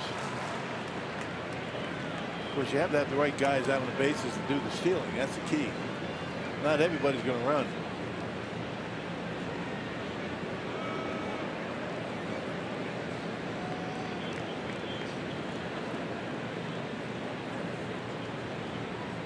Brewers down 1-0. Runner at first. 1 away. Santana pinch hitting. And a swing and a foul tip right into the middle of the catcher. Caratini gets a strikeout for Hamels, his 5th and the 2nd out of the inning. Well, that brings us to today's time of the game winner is the Oakfield VFW, if they call the Brewers, by 10 o'clock tomorrow morning. They get 40 tickets to an April or May Brewers home game next year. This offer courtesy of the Tavern League of Wisconsin and Miller Lite. VFW, well, I was going to say the numbers, but I did not memorize them. There goes Arcia. Pick off at first. Throw to second. Gets by. And Arcia is in with a stolen base. There you go. And once you take off, no sense in stopping. Just keep going. Yep. Just keep going. And Rizzo's throw gets by Murphy. Not sure if he saw the ball all that well. It was a good throw. He just missed it. Yeah, he clanked that one. So a stolen base for Arcia. And now a base hit could tie it. Brewers back at the top of their order. Lorenzo Cain, who is 0 for 2, lined out to second his last time up. Hit the ball sharply right to Murphy. Almost starts him a little cutter, and it's in there for a strike. Josh Hader getting loose as well. We got Rizzo due to lead off. Rizzo, Bryant, and Schwarber are the scheduled hitters. How often do you see 2 lefties getting loose at the bullpen at the same time? I think maybe if Lorenzo hits one out of here, you might see Hader. Lorenzo, that's a base hit. Arcia around third, on his way to the plate. Throw comes home. Arcia's in. Cain to second. We're tied at 1. Lorenzo Cain with an RBI single. And the Brewers finally scratch a run against Cole Hamels. 2-out RBI for Cain. So the stolen base comes up big. Base hit, stolen base hit for Cain. Not quite sure why Kyle Schwarber throws the home plate. That allows Cain to get into scoring position. And the cut fastball, Lorenzo out of the reach of Baez. Actually went right under his glove. Arcia able to score the tying run. And now the Brewers have the go-ahead run at second base with 2 outs. Not a very smart throw by Schwarber. Arcia gets the hit, steals the base, scores the tying run. And now Cain in scoring position for Yelich. Just announced as the National League Player of the Week from last week. Cain takes off. Yelich lets him run, throw to third. That took a great play by Baez to make that catch. Something else. He actually tagged Cain. And the Cubs are going to take a look at this. That was an incredible play by Baez. Such an athlete. It's unbelievable. Watch this. I mean, it's a bad throw by Caratini. And look at this play. Yeah, he just missed his foot. He missed him. The fact that he would even try to make a tag on that is just to keep that ball in the infield. That ball gets by him. Of course, Lorenzo scores. Throw sails, but how about that catch? Saving a run. Cain's 25th steal of the year. Yelich trying to put the Brewers on top. Yelich, that's through, base hit. Brewers take the lead. Cain is in. Yelich on his way to second. Throw comes in, and Yelich out by a mile. Ran into an out, but he drives in a run, and the Brewers have the lead. They get two out hits from Cain and Yelich.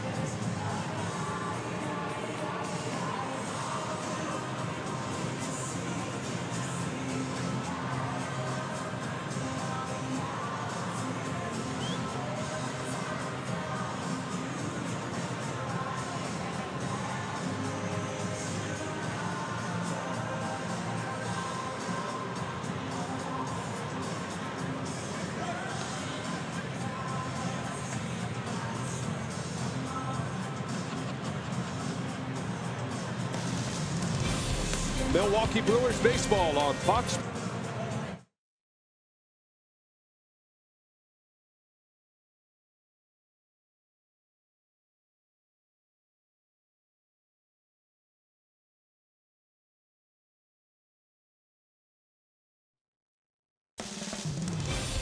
Milwaukee Brewers baseball on Fox Sports Wisconsin is brought to you by Miller Lite.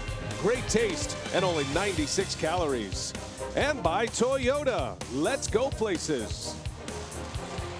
Kane and Yelich, they've been doing it all year, and they do it again. Got started by Arcia, that single on the Hamels changeup. Kane and Yelich driving the runs with 2 outs, and it is 2-1. The game has flipped. The Brewers now in the lead. And that affects the decision of Craig Counsell. Instead of Gonzalez, it's going to be Josh Hader, who will match up against the heart of this Cubs order in the 6th. Yep, last time out on Thursday against Cincinnati, and not saved number 11 with a 3-up, 3-down 11th inning. That 46th appearance for Josh, the 201 earned run average. You figure at least 2 innings out of Hader if things go well. Shift is on for Rizzo, who has 2 hits today, and he's on the first pitch, fouls it away. Zach Davies goes 5, gives up 1 run. It was earned, 1 walk, struck out 7, and his return from the disabled list was A+. Well, you couldn't ask for anything more out of Davies today. Well done. Good job. No balls and a strike on Rizzo. Another one in on his hands at 95. No balls and 2 strikes. Pitchers will tell you there are a lot of outs on Anthony Rizzo on that inner half of the plate, but throwing one in there is more of a challenge than with most hitters. And not a lot of room for error in there. You're so close to the plate, you throw it too far in, it hits him. His hands hang right over the inside corner of the plate. Hader's going right in there, and Rizzo fouls it back. That's what makes Hader so effective. It's that high maintenance delivery which makes him so good. Most pitchers don't have the kind of control with that kind of delivery. Hader does. That looked like a changeup right there. Anthony Rizzo has been hit by 17 pitches this year. You got to work him inside. Every now and again you're going to miss in there and get a piece of him. He's always among league leaders in that category. He and Josh Harrison of the Pirates, for the same reason, standing right in on the plate. 1 ball, 2 strikes. And a fastball just missed. 96. All of a sudden that strike zone shrinking a little bit, huh? It's been a strike most of the day. Boy, come on. Wow.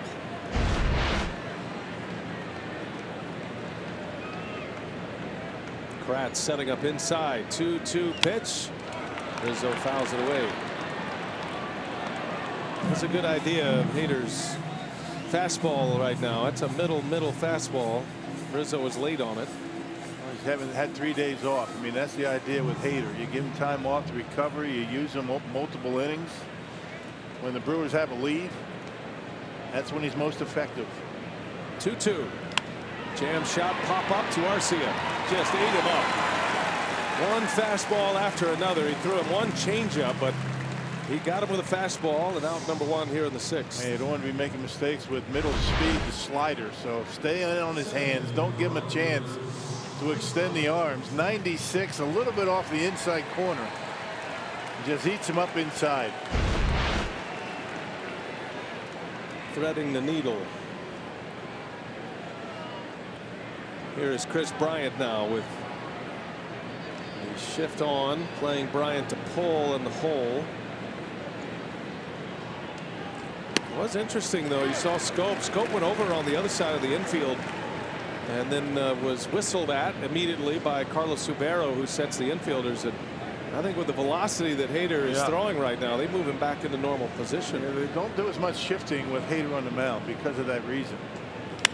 Bryant gets jammed. A fly ball to Braun. Sounded like he broke his bat. 2 outs in the inning. He does a lot of that, and because of that, You don't shift as much. Hey, the Brewers face off against the Giants in a 3-game series. Starts on Friday, ends on Sunday. To lock in your seats, head to brewers.com/tickets.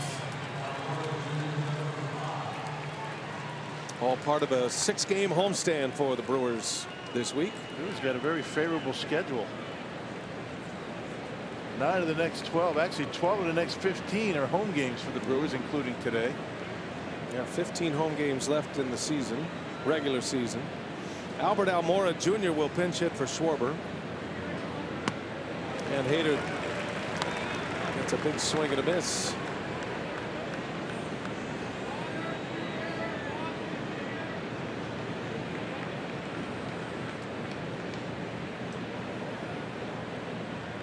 On the ground to third, right to Perez. Nice and tight for Hader. 3 up and 3 down. Retires Rizzo, Bryant, and Almora. Brewers coming up, bottom of the 6th with a lead.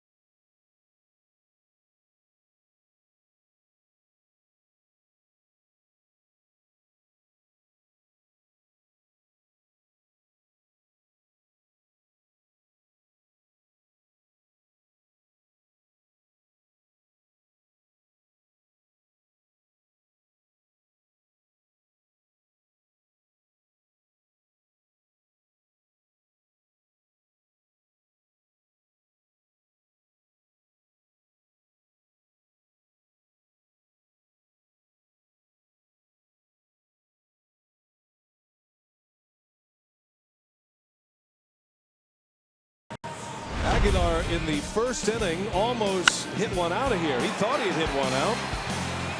Sent Happ back to the wall. Happ leaped, had a glance off his glove and then off the top of the wall. Jesus very fortunate to rumble into second with a double. Might have pulled one back, got off the end of the glove. Maybe would have been out of the ballpark, but Aguilar barely able to get into second base. So it was a double with 2 outs in the first. He was left stranded at second base. The Brewers have just scored against Cole Hamels, scoring 2 runs on 3 hits in the 5th inning. They lead it 2-1. Hamels back to work. Changes for the Cubs defensively. Albert Almora Jr. will remain in the game to play center. That moves Happ to left field.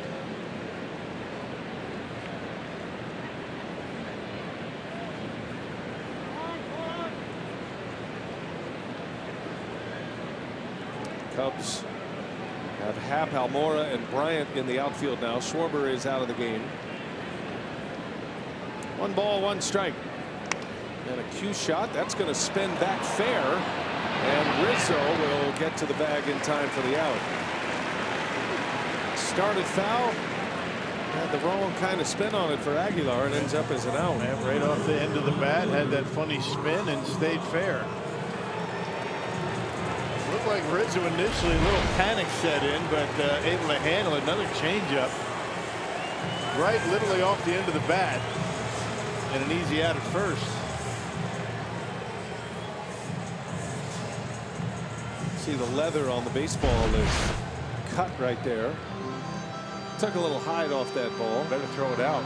Yeah, he better. That next pitch is going to move quite a bit. Like a wiffle ball.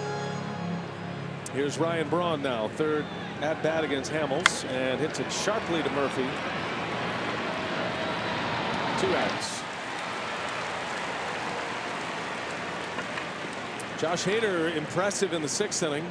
Took him just 11 pitches to get through Rizzo, Bryant, and Almora, and had the fastball humming along. The speedball. Nice quick inning for Josh Hader after a long at bat with Anthony Rizzo. Hernan Perez at the plate, presented by Blaze Pizza. Had a single in the 4th. 2 out hit to right.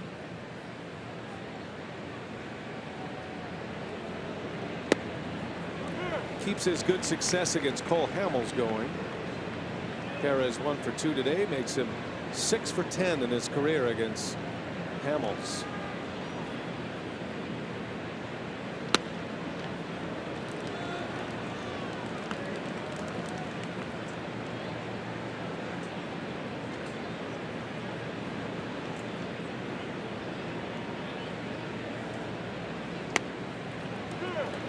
Dropped a curve in there for a strike. 1-2 the count now.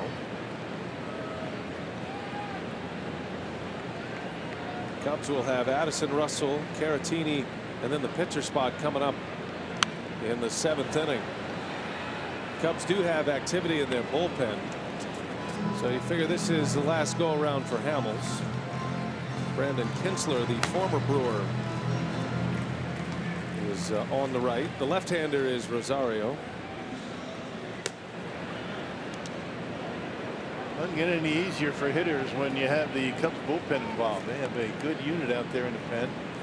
2nd best earned run average in the National League. 2nd only to the Diamondbacks. They're doing that without Brandon Morrow, who was their closer to start the year. He's still out with a biceps injury.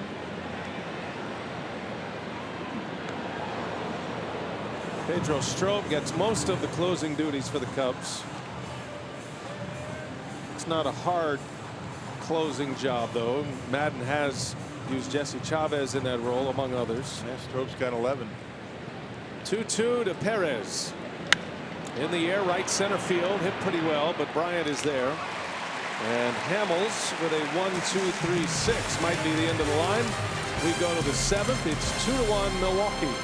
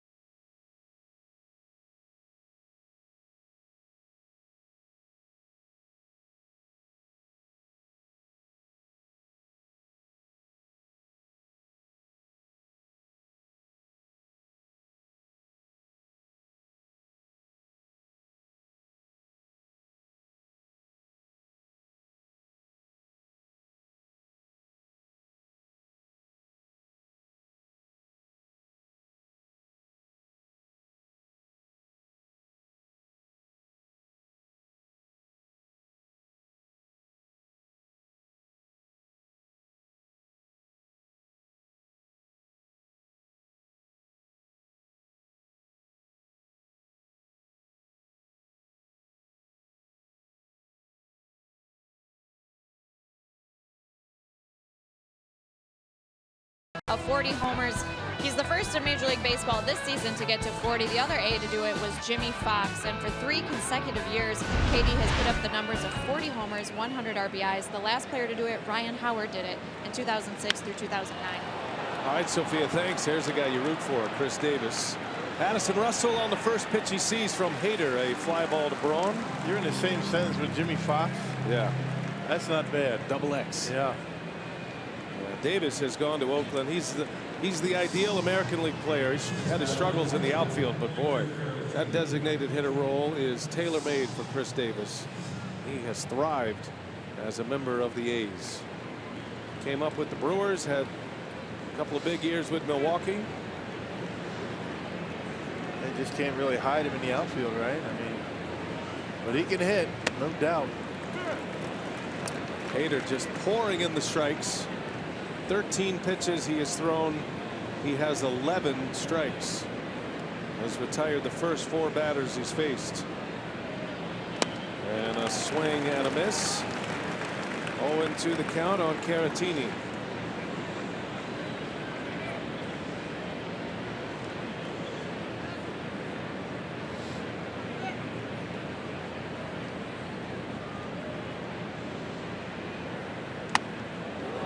Straightens him up with a fastball.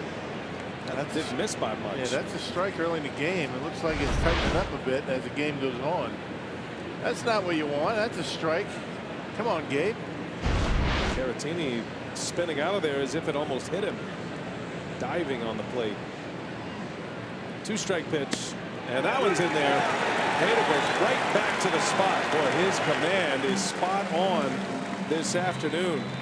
5 in a row retired by Josh Hader, his first K. Well, you give him proper rest. That's what you get out of Hader. You can't overuse him. And right on the inner half of the plate, above the knees, and gets the call. So Cole Hamels is done for the day. Joe Madden sending up a pinch hitter, Ben Zobrist, who is among league leaders in hitting. 37-year-old Zobrist having a great comeback here. Yeah, Zobrist hitting 3rd in National League in batting average. And to start play today, it went Jeanette, Yelich, and Zobrist. Top 3. Zobrist in the air, right field. Yelich is there. And Josh Hader with another quick 1-2-3 inning. Well done. 6 in a row retired.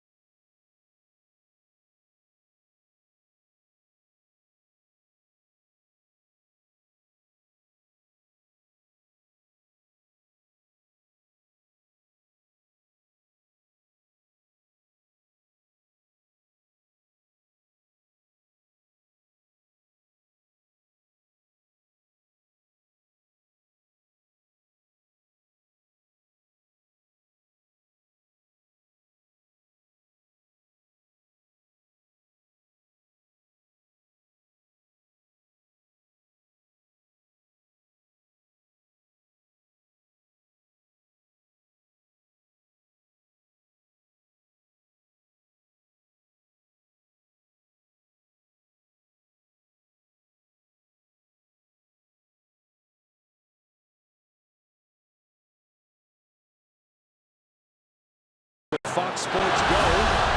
Download the app. Take Fox Sports Wisconsin and Brewers baseball with you wherever you go. Packed house at Miller Park, 44,462. 5th sellout of the year. 2-1 Brewers. Been a terrific ball game. Cole Hamels is out, but he continues to pitch well for the Chicago Cubs. But the Brewers got to him with 2 runs in the 5th inning. Hamels rock goes 6 innings today. Well, everything we said about Zach Davies and how good he was on the corners and down in the strike zone, and we can say the same about Hamels. I mean, everything moving out of his hand, good command. He only walked 1 batter, 5 strikeouts, and you know, the Brewers able to get to him in that 5th inning for 2 runs. Continues to throw the baseball well. Terrific job by both starters here this afternoon. Zach Davies in line for the win. The Brewers scored those 2 runs in the bottom of the 5th inning after Davies had retired the side in order in the top of the 5th. It was a great catch by Ryan Braun, a diving catch that you'll see all over the highlight reels this week.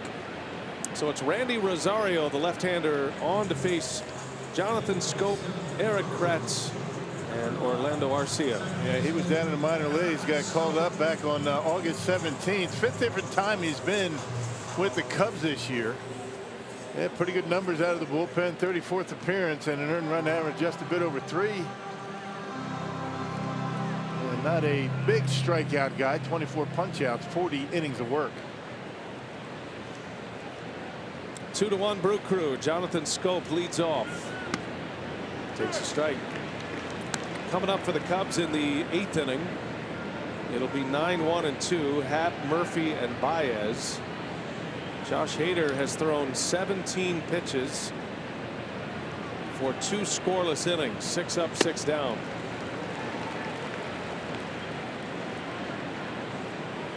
Got to be tempting to run him out there for one more inning based on that pitch count. I'm with you.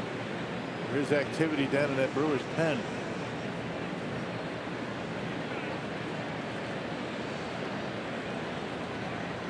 No balls and 2 strikes on Schoop. That decision could be affected if the Brewers could add some runs on here. Joakim Soria getting ready, and he looks like he's getting ready with some intensity as well those last few tosses. So it looks like he'll have the 8th. Pitcher spot due up 4th. He doesn't look like he's done. 1 ball, 2 strikes. Schoop takes it outside, 2-2. My guess is if it's a 3 up 3 down inning, it's yeah, you might see Hader run out there again. Who knows? Yeah, maybe at least through Murphy, right? Right. That Happ, you'd rather have a Happ hit right-handed. I mean, the pitch count is such where you think he might be able to run out there again. 2-2 the count. Schoop lays off, 3-2. Cardinals have a lead over the Nationals 3-1. That game's headed to the bottom of the 9th. Last at bat for Washington. Brewers are a half game ahead of St. Louis in 2nd place in the division. Both trailing the Cubs. Swing and a miss. Schoop misses the fastball. Down he goes. Strikeout for Rosario. Yeah, 2-seam fastball. He's got the cutter to go with it. And looked like that had a little cut to it. And Jonathan Schoop over the top of it. 1 away for Eric Kratz.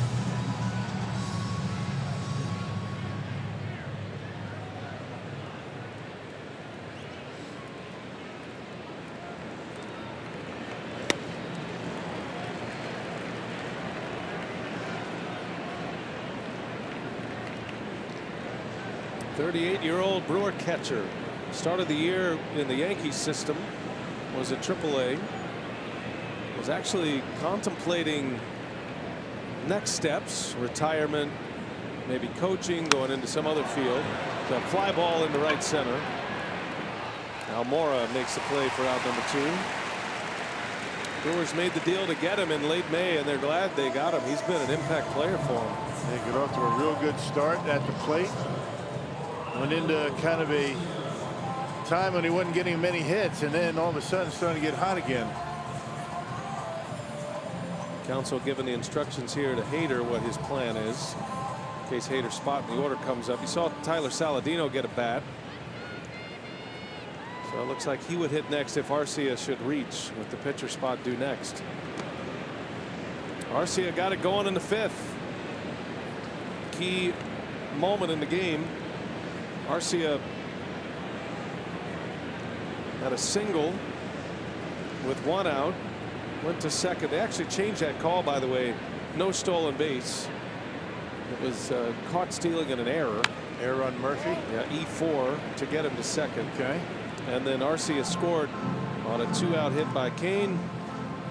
Yelich then delivered Kane with a 2-out hit, and the Brewers took the lead. Who else would give the Brewers the lead than Christian Yelich?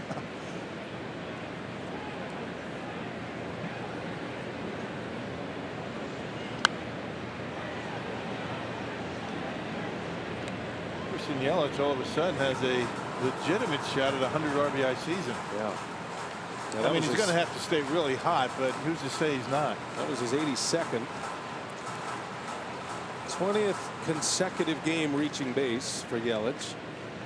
Craig Counsell talked about some moments, quote unquote moments, the kind of moments that show up on the highlight reels and that get people outside Milwaukee and our coverage talking about Yelich on the national front. And those are the moments that help enter you into the MVP conversation.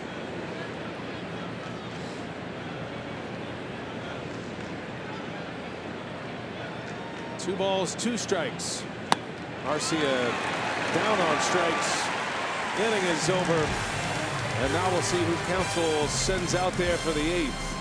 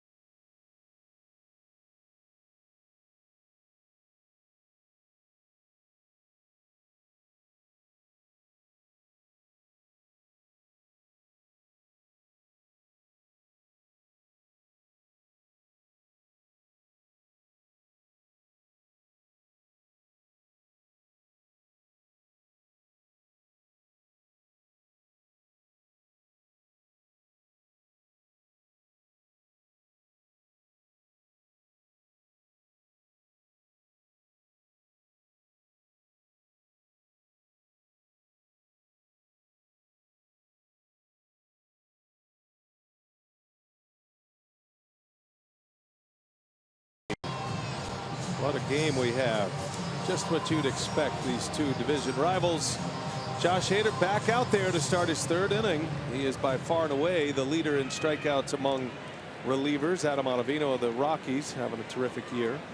And the Brewers have Hader and Jeffress 1 and 3 in the league. Hader has 1 K. He's retired 6 in a row. And facing Ian Happ, the switch hitter, who turns around right-handed and a wave and a miss. Yeah, these are the days and the opportunities for Hader is why Craig Counsell is very cautious about using him. 3 days off, did not appear in that Washington series, and because of that, you can use them, you know, multiple innings here tonight or today. He spins a breaking ball in there. He's still amongst league leaders out of the bullpen in innings pitched. He just collects them in bunches. Kind of modified starter, right? 2 or 3 innings, 2 or 3 days off. Yep. And you can't really deviate that from that. I mean, that's the plan. He's used to it, and he's been very productive in that role. An all-star this year for the first time. Behind in the count, 2-1. Happ lays off, and now it's 3-1. Hader has been efficient with his pitches. An 11-pitch 6th inning, a 6-pitch 7th inning. But he's behind in the count for the first time. 3-1 to Happ. And a little half swing roller foul. Net ball 4. Well, we'll do it again tomorrow night. It's Game 2, our Miller Lite What's on Tap, and another lefty, Mike Montgomery for the Cubs. Wade Miley, who has been pitching so well for the Brewers. 6:30 airtime, 7:10 first pitch. Game 2 of this 3-game series with the Cubs. 3-2 pitch. This is inside. Lead off walk. First blemish on Hader's line today. Yeah, first base runner since a base hit by Addison Russell in the 4th inning. And a dangerous hitter coming up in Daniel Murphy.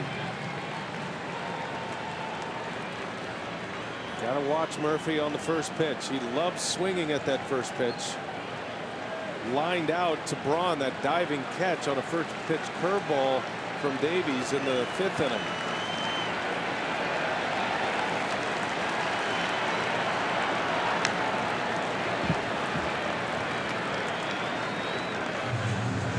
Murphy has faced Hader just twice in his career. Hader has struck him out on both occasions. And Murphy hitting only 182 against lefties since joining the Cubs.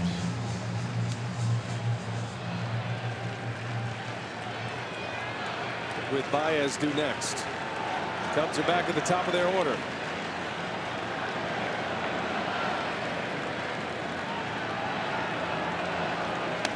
Tied him up. Murphy's in swing mode. Yeah, and again, it only takes one for this guy. He might make him look bad on a couple of swings, but he knows how to bear down. Had a 2-strike home run against Aaron Nola yesterday in Philadelphia. A 94 letter high fastball. Throw the slider. Better get it down and away if you throw it. Got it. Perfect spot. Murphy waves and misses. Yep, it was the slider.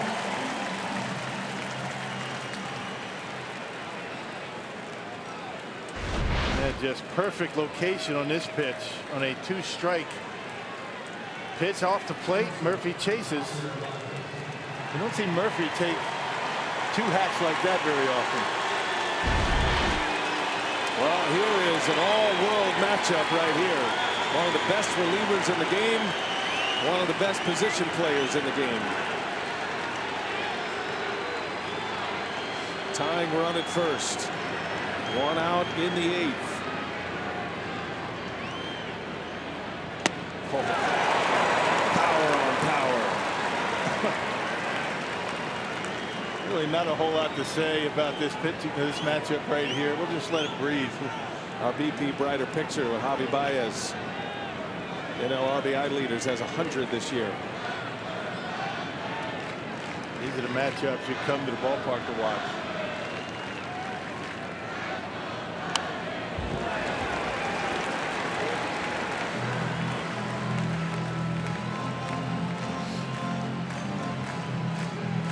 Baez is 0 for 4 in his career against Hader. A couple of Ks. Brewers are set up to turn a double play. Baez hits one on the ground. 30 homers, 100 RBIs. And a 2-1 Brewer lead in the 8th. 0-2 pitch. Exactly where he wanted it, up and in. Just don't want to get one of those fastballs down. I mean, effective up in the zone for Baez. He will swing through it, and he will chase with 2 strikes. Slider in the dirt, not a bad pitch.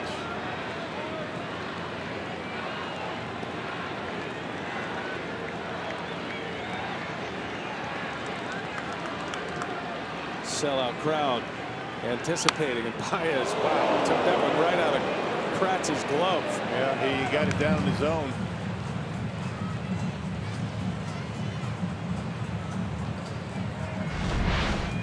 Not where you want it down. Way late. Boy, look out in that Brewers dugout. Right at Santana and Pena, right? A ball and 2 strikes. Anthony Rizzo due next.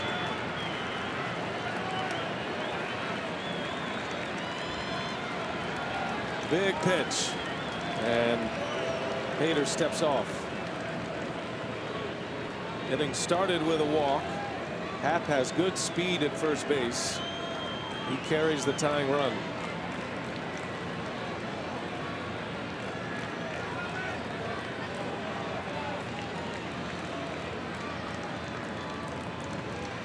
Pratt sets up inside. The 1-2 and a swing and a miss.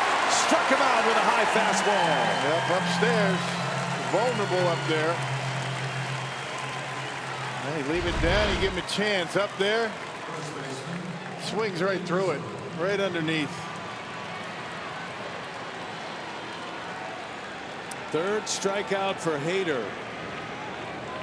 He is throwing it right where he wants to. The command is impeccable so far. Not out of the woods yet with this guy. This is the first batter he faced Rizzo. He jammed him a little pop-up out to short. He stayed in on him with fastballs. And you know Rizzo is going to be ready to turn on one if he can. 2 outs. And he throws him a spinner. Good idea.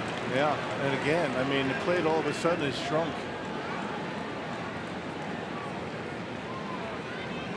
Josh Hader pitching in his 3rd inning.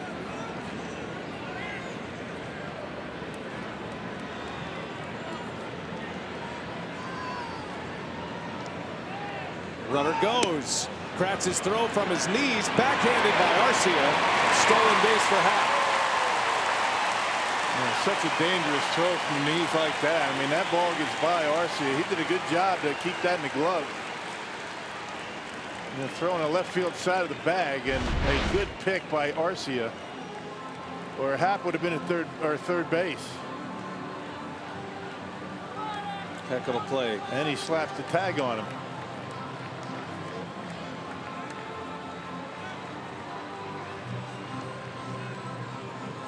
These 2 guys in this series, Arcia and Baez. Yeah.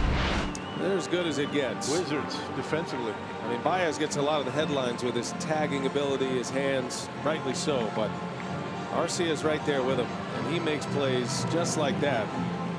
Both of them have made plays to save errors today by their catchers. Yeah. Baez had one at 3rd on a Kane stolen base earlier. Well, that changes the inning now. Tying run at 2nd base. 2-0 is the count on Rizzo. Remember, Rizzo with a flare to left a couple of at-bats ago. Chased one. He had his mind made up.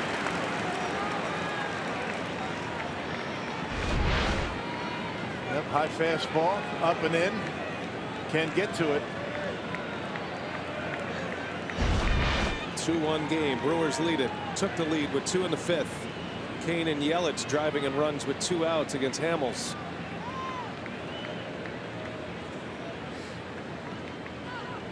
And Rizzo in the air, right center. Yelich going back. Gone. 2-run home run. Cubs have the lead.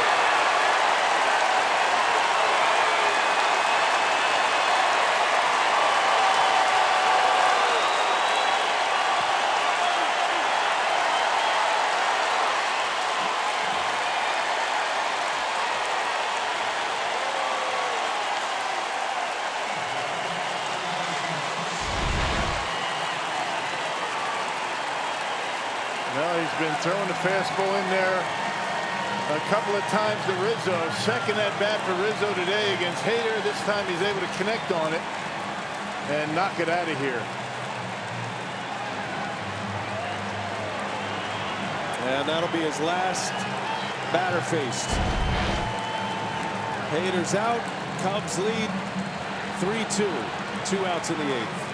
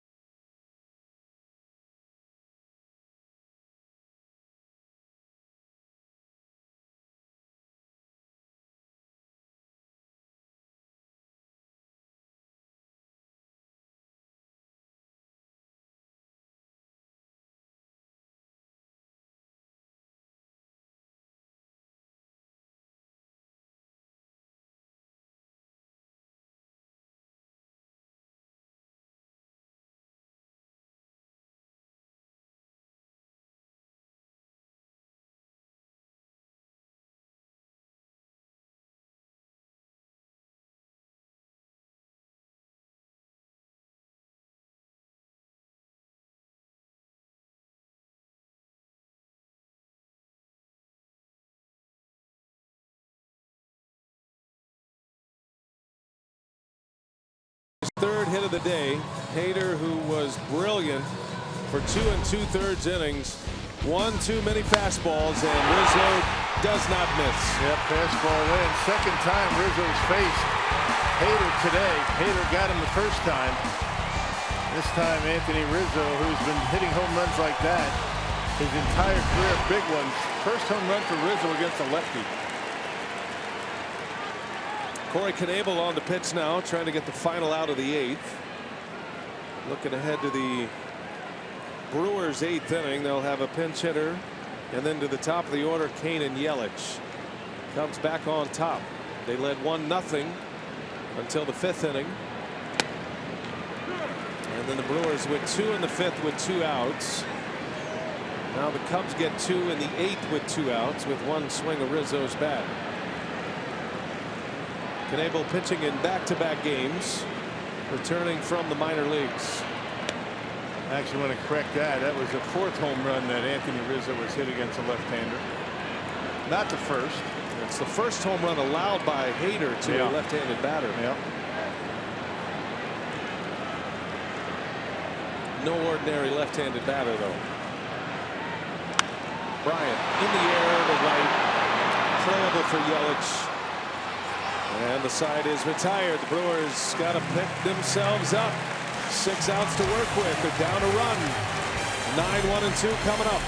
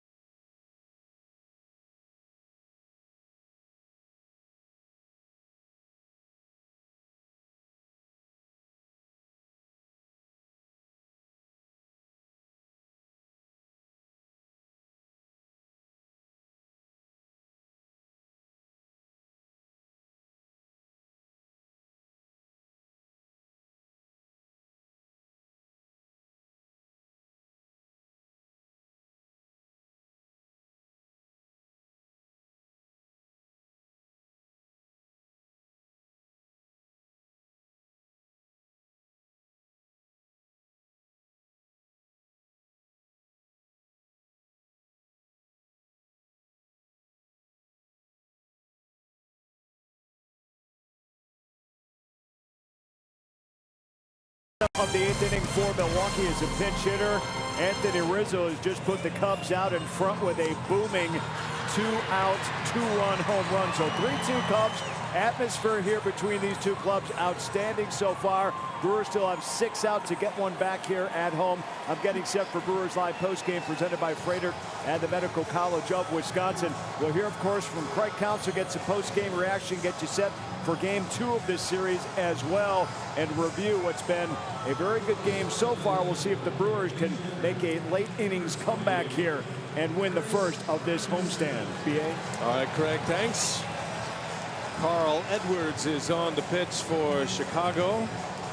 And if anybody can, the Grandy man can. I knew you were going to say that. Curtis Granderson. Yep, Carl pinch hit. Yeah, Edwards in his 48th game, last pitch back on August 30th against the Braves, a scoreless inning. Edwards with the big fastball curveball combination. Granderson, the most recent acquisition over the weekend, coming from the Blue Jays to the Brewers, gets a key at bat in a pennant race in the NL Central. Still has plenty of pop on that down and in pitch. He's played in 2 games. He got a start yesterday.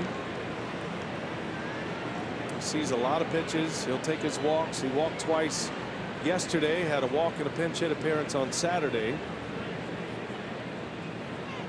Yeah, 330 career home runs. Had a couple of 40 home run seasons.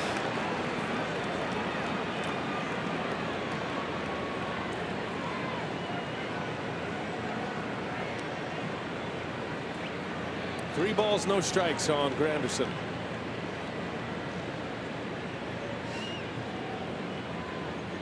Granderson takes a strike. Cubs tighten up their defense. Joe Madden has David Bodie in at second, which moves Baez to short. Chris Bryant from right field to third base.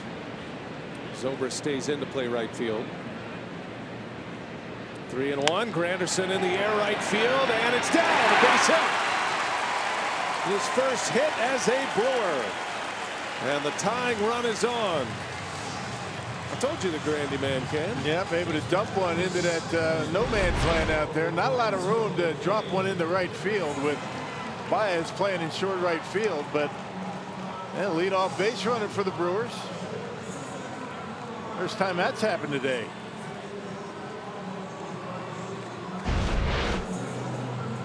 Curtis Granderson is on. Now the go-ahead run will come to the plate. The Brewers are back at the top of their order. Lorenzo Cain. May see him fire on the first pitch. Cain hit a first pitch home run in Cincinnati in extra innings that gave the Brewers the lead. Brewers won a game 2-1. That was the day game in Cincinnati last Thursday. His 10th home run of the year. Granderson can still run. Anything in a gap or down a line, Granderson would have a great chance to score the tying run. Although the Cubs outfield playing relatively deep, taking away the slugging percentage for the Brewers. You see a lot of teams doing that against Milwaukee. A lot of room in left center though for Lorenzo.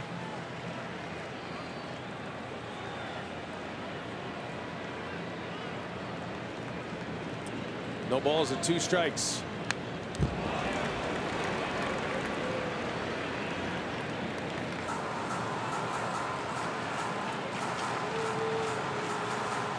Cain delivered a big hit in the 5th inning. A 2-out RBI single. Tied the game. Plated Arcia. First run of the game for Milwaukee. And then Yelich drove home Cain to give the Brewers the lead.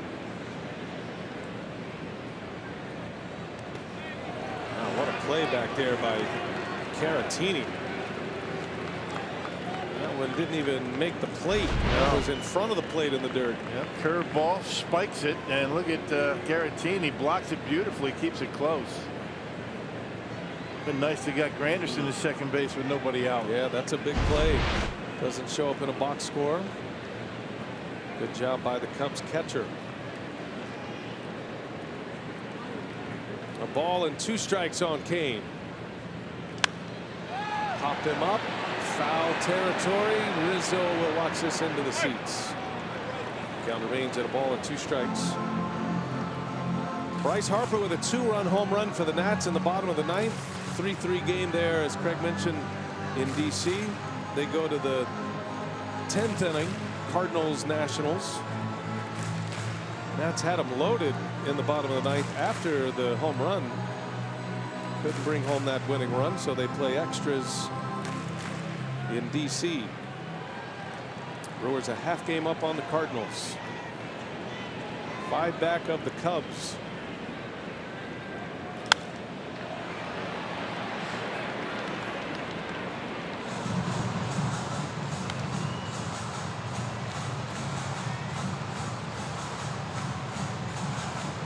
A 2-run home run by Anthony Rizzo with 2 outs in the 8th. As the Cubs in front 3-2. As Hader on the hook for the loss. But the Brewers are right where they want to be in their batting order. 1 and 2, and a base hit. Granderson will turn, and he'll stop at second base.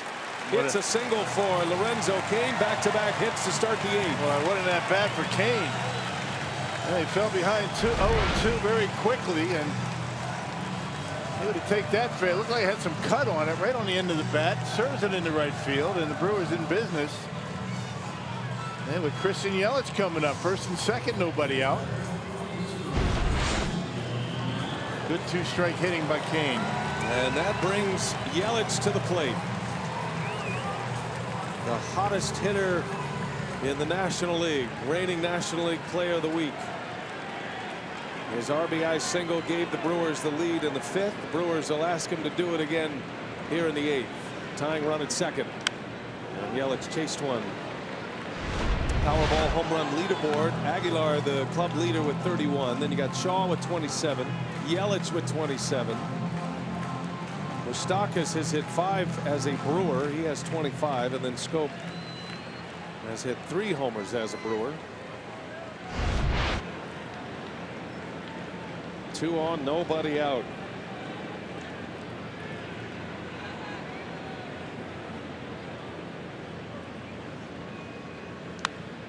And back to the high fastball. Yelich is down 0-2. It's been all fastballs for Carl Edwards. Only one curveball he spiked in front of home plate to Lorenzo Cain. Both of these teams come back well. Back and forth they go today. Brewers are trying to add one more to that number. 2 on. Nobody out. The 0-2 pitch. Never mind. Inside move.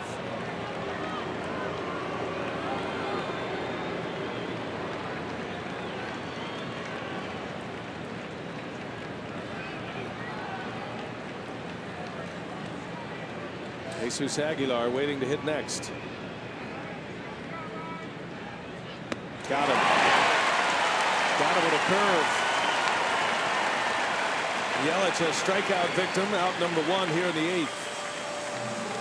They saved his best curve for a pretty good spot. Yelich on an 0-2 pitch chases one down out of the strike zone.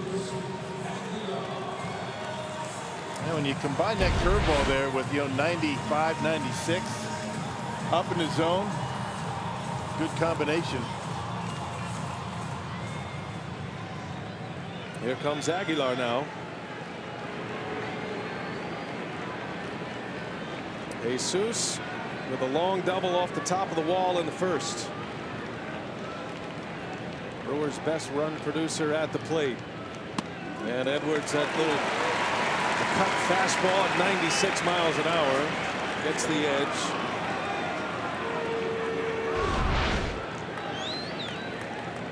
Yep, it's been called. At least early in the game it was being called right there.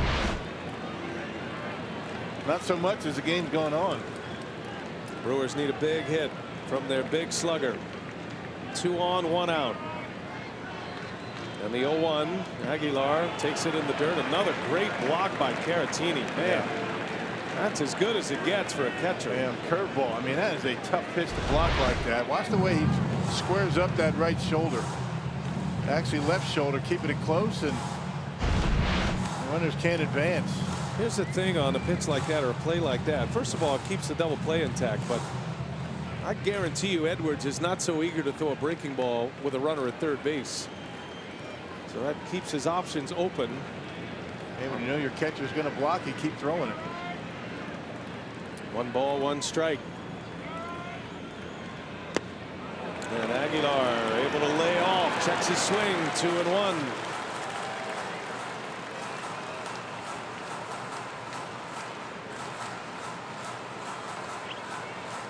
And Jim Hickey is on his way to the mound. He's only thrown 1 curveball that's been relatively close. That was strike 3 to Christian. You can almost think along with the Cubs. A hitter takes a curveball like that, your first thought is, well, he must have the sign. Yeah. He must be seeing it. Well, he still checked his swing. So Hickey brings them all together. Well, if anybody, in the Brewers right now is going to be stealing signs, it's going to be the wily old veteran out there, Curtis Granderson. I bet he's stolen a sign or 2. A lot of times, though, if that's the case, it's going to be Joe Madden going out there.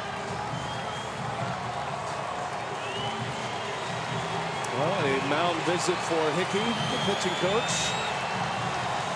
Granderson carries the tying run. Lorenzo Cain the go-ahead run at first. 2 balls and a strike on Aguilar.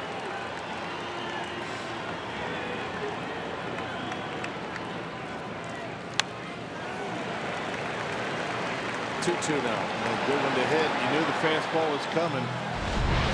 After missing with 2 curveballs and had one to hit. Up out over the plate. Aguilar's been terrific with 2 strikes. 2 off the league lead for hits with 2 strikes. Has the 3rd highest slugging percentage in all of baseball with 2 strikes. Needs a big hit. 2-2 the count. And he got him. He goes. Another great block. Aguilar strikes out. 2 outs in the inning now. And went right back to it. Bounces in front of home plate again, and Caratini once again keeps it in front of him. This guy's putting on a clinic behind home plate.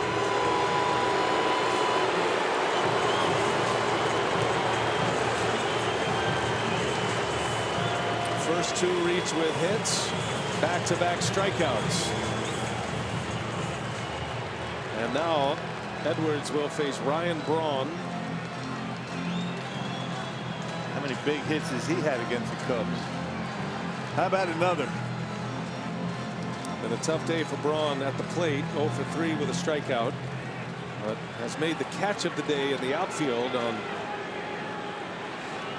a liner off the bat of Murphy.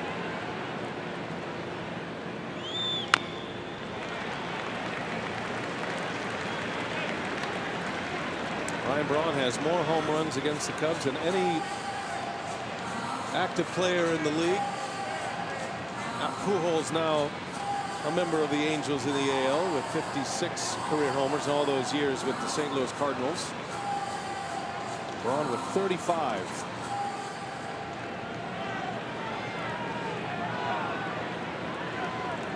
Outfield is deep. A base hit that hits the grass should tie it. Granderson with a huge lead at second base.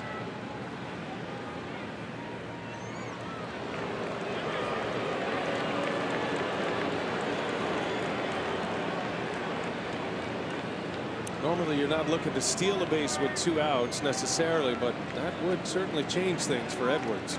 And you better make sure you make it, though. Better be pretty easy. You don't want to get thrown out. No balls and a strike on Ryan Braun.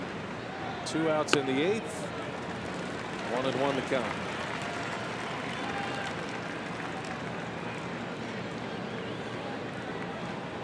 This is where the right center field power really comes into play for Ryan Braun. That cutter from Carl Edwards, you figure he's going to be working him away. That's in Braun's wheelhouse. Has homered against Edwards in his career. That's his only hit. He's 1 for 6 lifetime against Edwards. 2-1.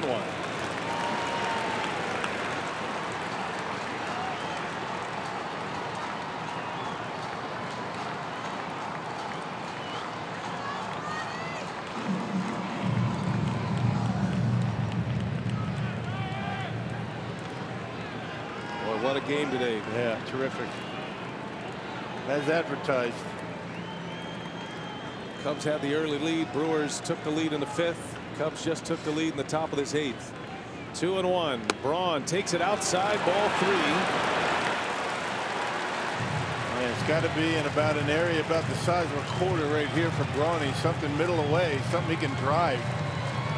He likes the ball away from. Get those arms extended. He's been hitting the hard all year long. Been a bad luck year in that category for Braun. Looking for a moment right now. Hernan Perez on deck. 3-1 the count. Tying run at second. And Braun fouls it away. Try to chase ball 4. Reynolds going to get a head start now. Well, you figure now if Bryant's able to find a gap. Lorenzo on a 3-2 count with 2 outs. He's going to score.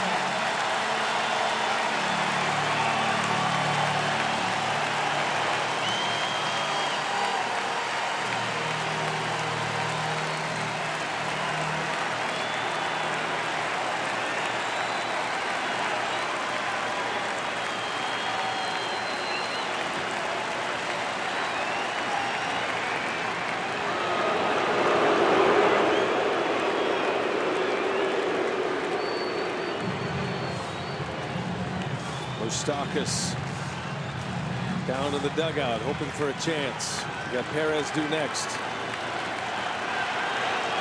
Here we go, 3-2, 2 outs. Runners go, and a ball high, missed with a curve. And Edwards screaming at the home plate umpire. That was clearly a ball. But Edwards, in the moment, wanted the call. Now the bases are loaded. And Joe Madden chiming in now. And Ryan Braun fortunate. I mean, does anybody think he's going to throw a curveball there? Oh, what a gutsy pitch by Edwards. It just missed the top of the strike zone. And Ryan Braun able to draw a walk. I'm not sure Braun was sure that was going to be a ball. The Cubs do not have a left-hander getting loose in their bullpen. And Moustakas will hit for Perez.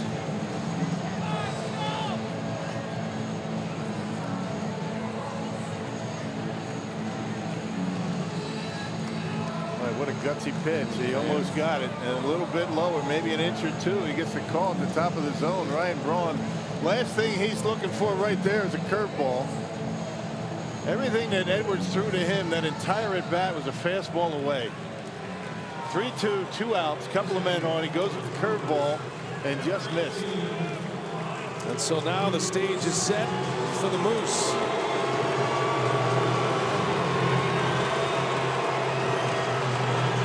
Mike Moustakas, pinch hitting in the 8th. Game on the line here. They are loaded up. Granderson, Kane, Braun. Kind of surprised that Joe Madden doesn't have a lefty getting loose. He's got 3 of them down there. Moustakas only 1 career at bat against Edwards. He has a hit. He's 1 for 1. Almost hit him.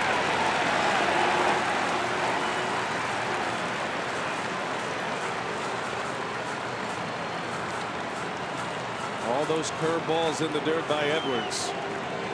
That's why he hung that last one.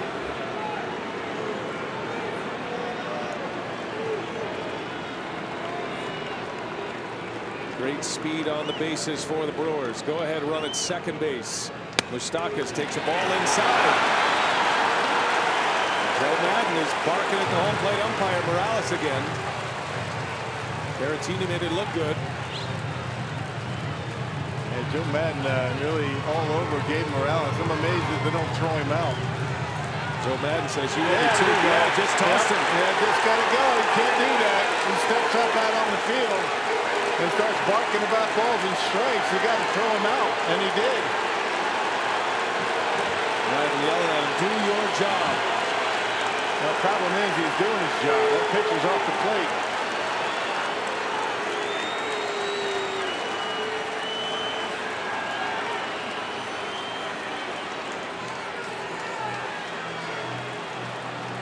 So Madden tossed. I'm not sure what good this does his pitcher.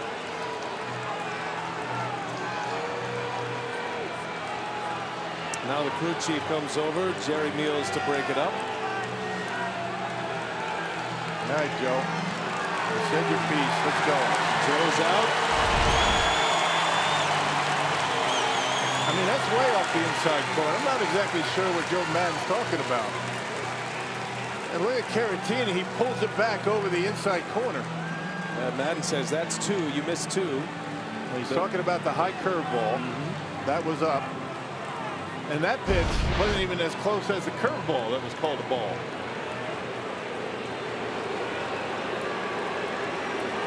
Two and 0 the count. Hitter's count for Moustakas. Brewers down a run in the 8th. Edwards deals, and it's ball 3.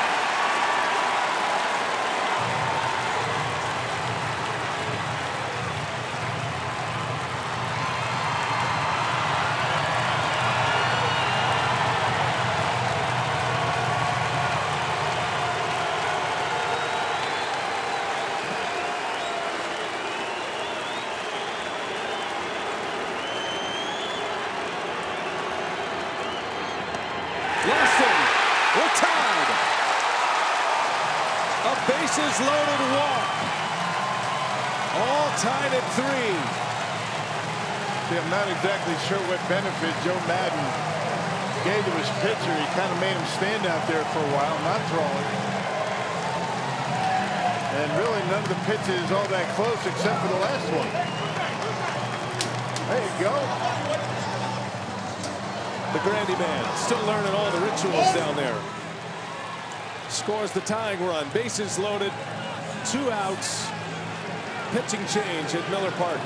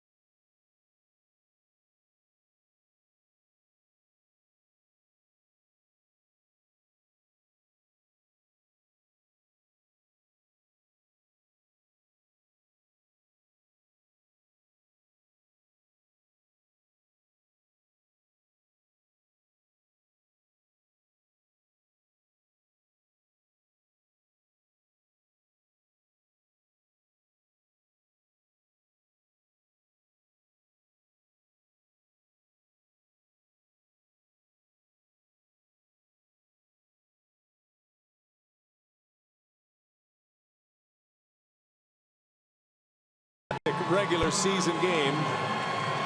Late September, early September, late season pennant race. 3-3 game. Bases loaded walk to Moustakas. A pitching change for the Cubs. Steve Cishek on the mound for Chicago to face pinch hitter Travis Shaw. Yeah, Cishek, 66 appearances. The sidearm are very effective against right-handers. Left-handers see it a little bit better. And last time Cishek was on the mound, gave up a walk-off home run.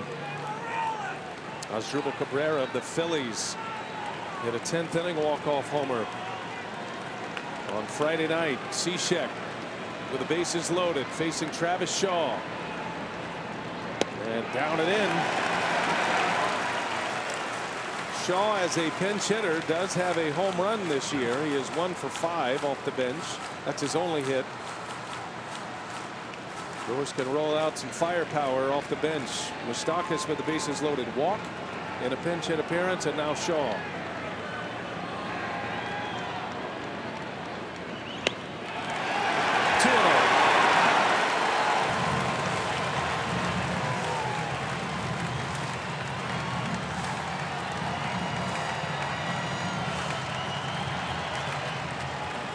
Go ahead run at third. Lorenzo Cain. 3-3 game. The 2-0 pitch on the ground, backing up Rizzo, and Cishek beats him there to end the inning.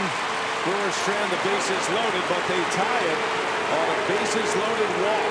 Mike Moustakas, all even at 3. Going to be a last at bat win for someone here this afternoon on Labor Day.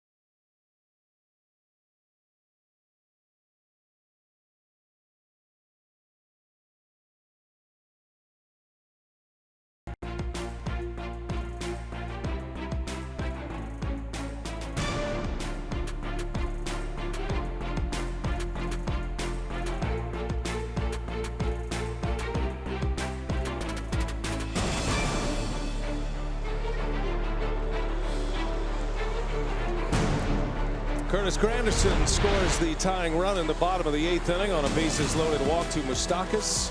What a game today. Yeah, something else. Memorable matchup between the Cubs and the Brewers. 3-3. We go to the 9th. Changes for the Brewers. Granderson will enter the game in left field. Braun is out. Moustakas in for Perez. Saladino in for Scope. Both of those players were pinch hit for. And so Jeremy Jeffress is on the mound for the Brewers to face Albert Almora Jr. And we saw Jeremy last on Friday in the pouring rain, notched his 8th save of the year. A scoreless 9th inning. Hit a walk and a couple of strikeouts. Good numbers for Jeremy. 1.50 ERA in game number 64. On the ground to short. Arcia will gobble it up. One away.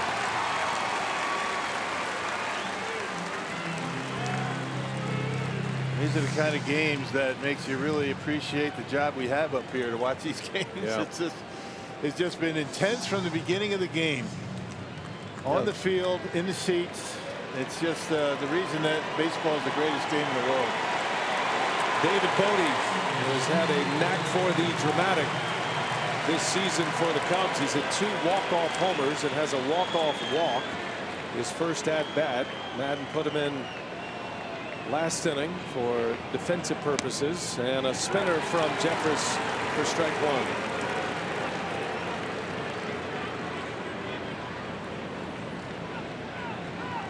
Caratini due next, the Cubs catcher. The 0-1 to Bodie. Big swing and a miss. 0-2 the count. And a high fastball has been very effective against the Cubs today. You start them off with a curveball, then you go upstairs with the fastball.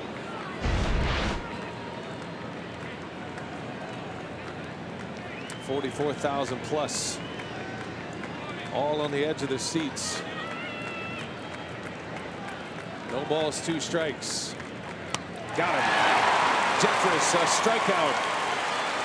2 up, 2 down.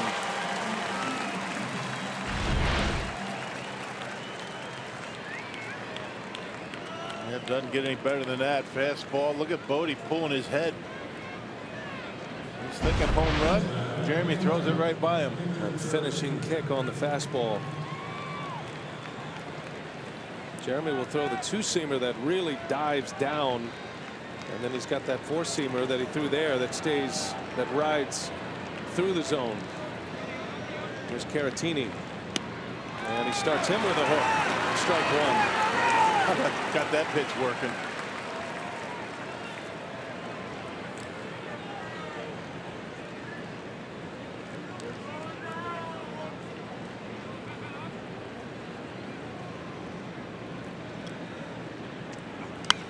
He's late, and it's 0-2.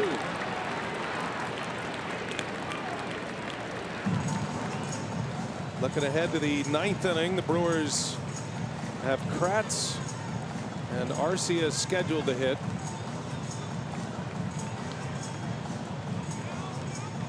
Brewers have had a lot of walk-off magic this year already. Nationals beat the Cardinals, by the way. Comeback win for Washington. They got 2 in the 9th to tie it, and they win it in the 10th. Big opportunity for the Brewers not only to gain ground on the Cubs, but also add a game to their lead on the Cardinals. 0-2 pitch. Line shot by Arcia. Base hit for Caratini. Hit it like a bullet. And a 2-out base runner for Chicago. Yep, on a split changeup. And Caratini hit that one like a bullet. An 0-2 pitch. There you see the grip, and Caratini hits it hard down in the strike zone. And a tough chance for Arcia, not able to come up with it.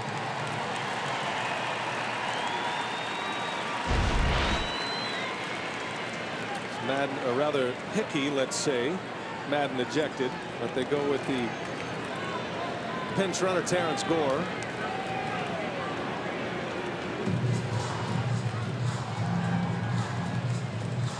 Brandon Hyde, the bench coach, running the game now for Chicago.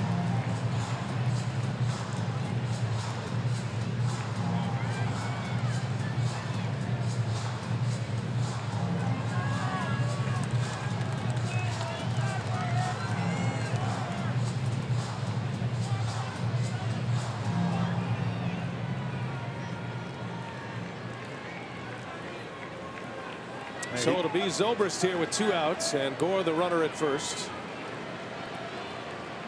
Had 21 stolen bases, 25 attempts in his big league career.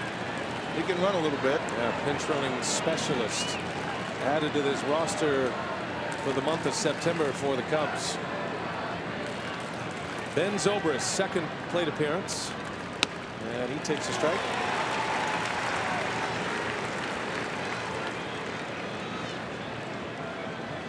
Nine pitches, 8 strikes for Jeremy.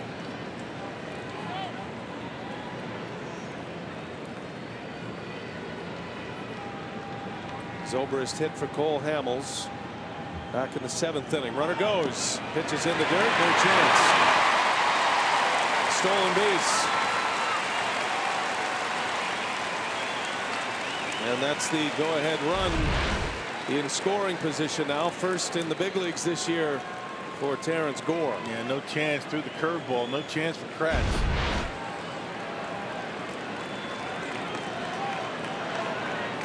Former Royals everywhere right now.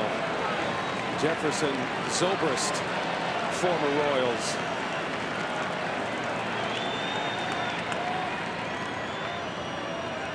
The 1-1. Zobrist in the air to center field. Kane turns and runs. Kane to the spot. Inning over. Still tied. Bottom of the 9th.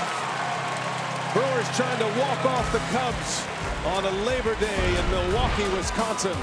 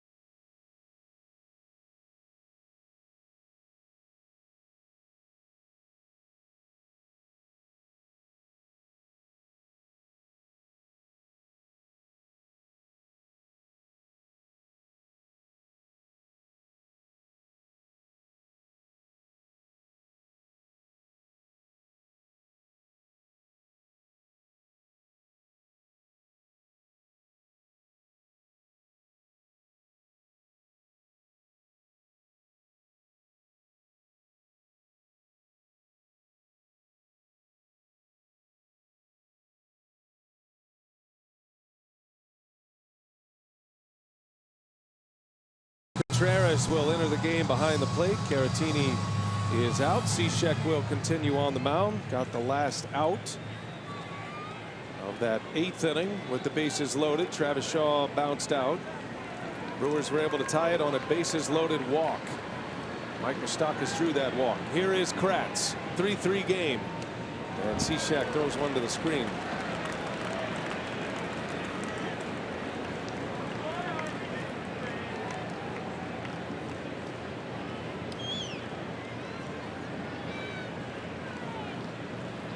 Brewers have walked off the Cubs this year already. That was Orlando Arcia back on April 6th.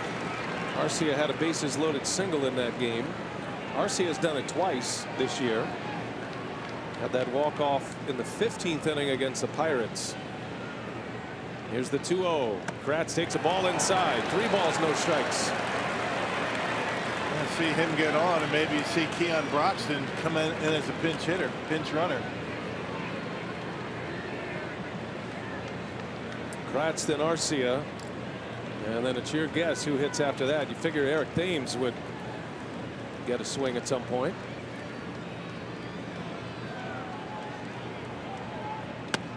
Kratz takes ball 4. Yep. And now CHN questioning the call of the home plate umpire. And here he comes. Keon Broxton will run for Eric Kratz. Yeah, you got to figure with C-check with that sidearm delivery, it takes him a while to get rid of it. Let's see if Keon can get a jump here. So Broxton with blazing speed at first, pinch running. Carries the winning run.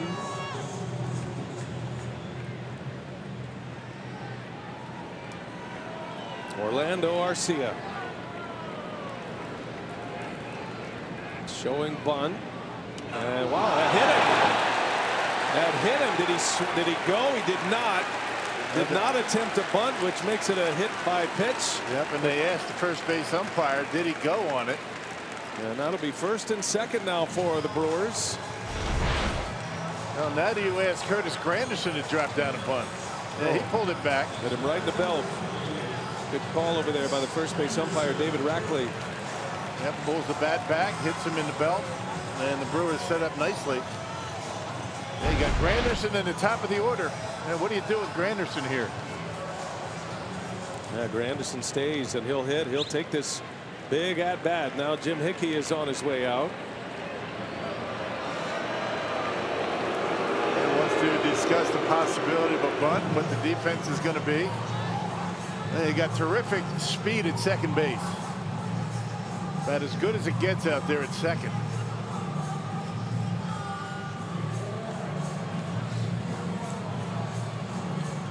What a spot for Curtis Granderson. One thing to remember, you know, the Cubs lead the National League in turning double plays, and Cishek, one of those guys with that big sinker and that sidearm delivery, gets a lot of ground balls. Might influence the decision for Craig Counsell to ask Granderson to bunt or not, but not sure how many opportunities he's had to bunt in his career. He's a home run hitter. Curtis Granderson had a base hit and then scored the tying run in the 8th. He'll stay in and he'll take the big at bat here in the 9th. The newest Brewer with the winning run at second base. He shows bunt, bunts it toward third. They're going to let it roll, and it's foul. Yikes. Boy, Bryant had a good read on that one. I don't think he's going to get anybody. I mean, the guy he might have been able to get if he picked it up right away was Broxton going to third base. If he picks it up right on the line, he tags the bag and he's out at third. And Keon just flying into third base. You see that?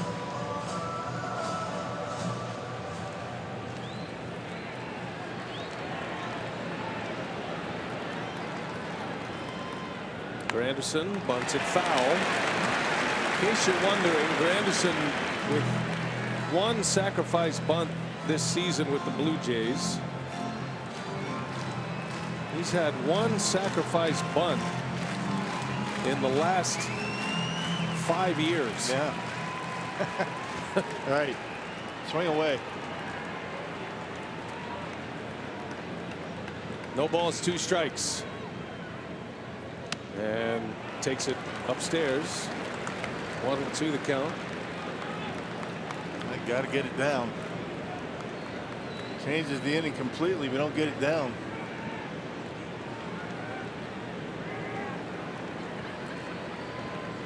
Granderson had 2 sacrifice bunts as a member of the Yankees in 2013. Didn't have another one until this season with the Blue Jays. 1-2. He shows bunt, and it's off the glove of Contreras. Both runners will advance. A pass ball. Wow. As good as he's been. Actually, that's Contreras. That ball. Sometimes, you know, when you're waving that bat in front of the eyes, you just can't see it all that well. I think that's what happened there. In and out of the glove, and both runners advance. And they're going to go with a 5-man infield. And Zober is going to come in. Cubs take Caratini out. They bring Contreras in. And a huge moment here. Pass ball. Zobrist will man the middle of this 5-man infield. Now they changed their mind. They're going to put Baez up the middle. So you got Bryant, Zobrist, Baez, Bodie, and Rizzo around the horn. Yep, and you got 2 outfielders, both of them shallow. And here is Granderson. 2 strike pitches upstairs. 3 balls, 2 strikes to Granderson. Always good to have guys that have been in these situations a million times when you're trying to win a game like this. Granderson and the guy on deck. Only the Cardinals with more walk-off wins. They have 10. The Brewers have 9.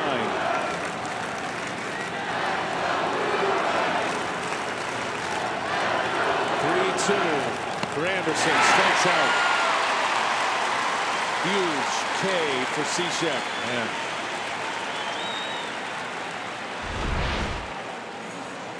Now the fastball up in the zone and swings right through it, right underneath.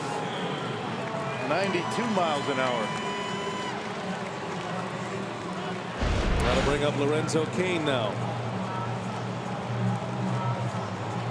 Cishek's so good against right-handed batters. We're going to switch the outfielders now that there's a right-handed batter up. Puts Almora in the left center field, the more accomplished outfielder. Both of those outfielders happen Almora run very well. But Almora is the guy they want in the gap in left center, expecting Cain to pull it perhaps.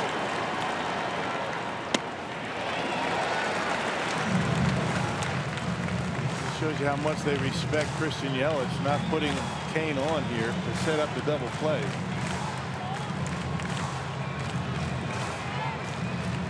Lorenzo Cain tied the game with a hit in the 5th. Trying to win it here in the 9th. 3-3. Cain takes a ball inside. 2-0 the count. Been there, done that. There's no replacing that when you're in situations like this in big games. Former ALCS MVP with the Royals. Able to slow the game down in these spots. Needs a fly ball at the very least. Won't take much to get Broxton home. Oh, he hit him! And the bases will be loaded for Yelich with 1 out.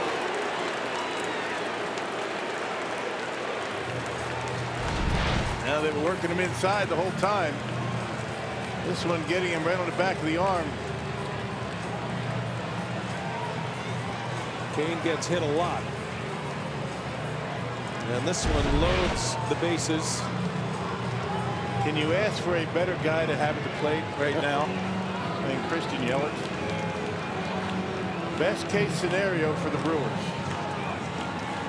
And the Cubs will make the change.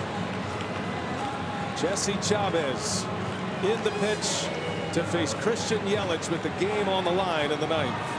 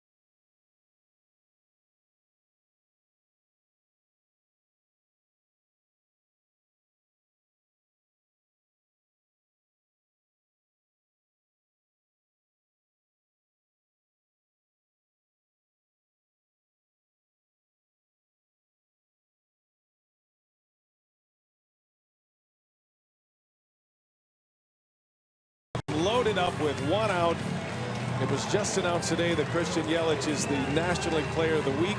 He steps up, and this has been the Cubs' best reliever, Jesse Chavez, a ground ball pitcher on the mound for Chicago. Yeah, but overall, between the Cubs and Texas, you see the earned run average. We got a 107 ERA with the Cubs. Broxton carries the winning run. Yelich takes a ball inside.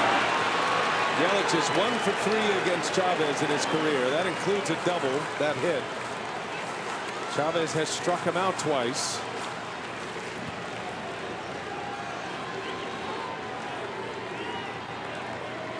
MVP chance raining down on Yelich. The 1-0. Yelich launches right field line. It is hooking foul. Man, just got out ahead of it. You only need 1, but he would gladly take 4. Yeah. Well foul. Yeah, just got out in front of it, hit it hard. Jesse Chavez gave up a very famous home run here at Miller Park in 08. Ryan Braun hit one in September that year. Oh, a swing and a miss, and it's 1-2.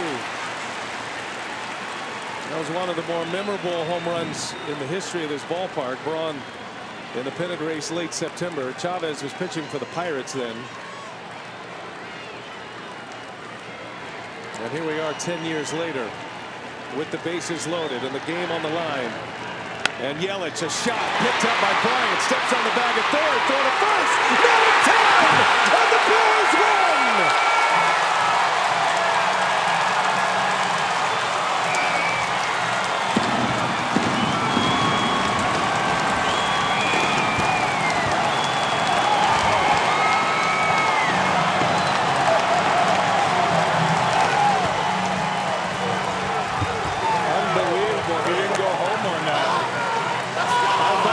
That ball at third base, he goes home. That's an improbable double play. The way Christian Yelich can run. He'll go home right here. He steps on the bag and he's not going to get Yelich. He runs too fast. That's a mistake by Bryant. You get up, you go home, you get 1 out. No chance to get a double play. Well, the 10th walk-off of the year, you can add a walk-off fielder's choice. As Christian Yelich delivers the game winner, and the Brewers win a thriller this afternoon, 4-3. What a game. What a day at Miller Park in front of a sellout. And now the Brewers within 4 of the front-running Chicago Cubs. They add a game on the St. Louis Cardinals, who lost to the Nationals today, up a game and a half on St. Louis. Christian Yelich standing by with Sophia Minner. Take it away, Sophia. Thanks, B.A. Well, Christian, just earlier today, you were named a National League Player of the Week. You do it again here with the walk-off. Bases loaded, 5-man infield. What's your approach? How surprised were you to sneak that one out? I think I heard what you said, but really they were just trying to get something in the air, and then once you get 2 strikes, just put something in play, and fortunately we were able to beat that throw to first base, and it was a big win for us. We never quit, hung in there whole time, bounced back in the 8th and 9th inning was huge for us. So many lead changes in this game, but to bounce back after Rizzo's home run against Josh Hader, the first one a lefty has hit off of him, the resilience of this team. Yeah, I mean, that's kind of been the story of our last couple weeks. We got no quit. We understand where we're at this point in the year, and it's just huge. The guys are finding a way to win. It's been fun. You know what this series means is you're chasing the Cubs in the standings. What does it mean to start this series with a win like this? Oh, it's huge. They've been out front of us for a little while now, and every game against them is huge, but really any game for us right now. The rest of this month is big, and it's good to get this homestand started right. All right, thanks, Christian, for the time. The Brewers come away with their 10th walk-off win of the season, thanks to Christian Yelich coming up with the bases loaded. All right, how about that for Christian Yelich and the Brew Crew? What a game. You thought the playoffs may have started today. The Gatorade splash. The game winner. We'll talk about it and get more post-game reaction next on Brewers Live.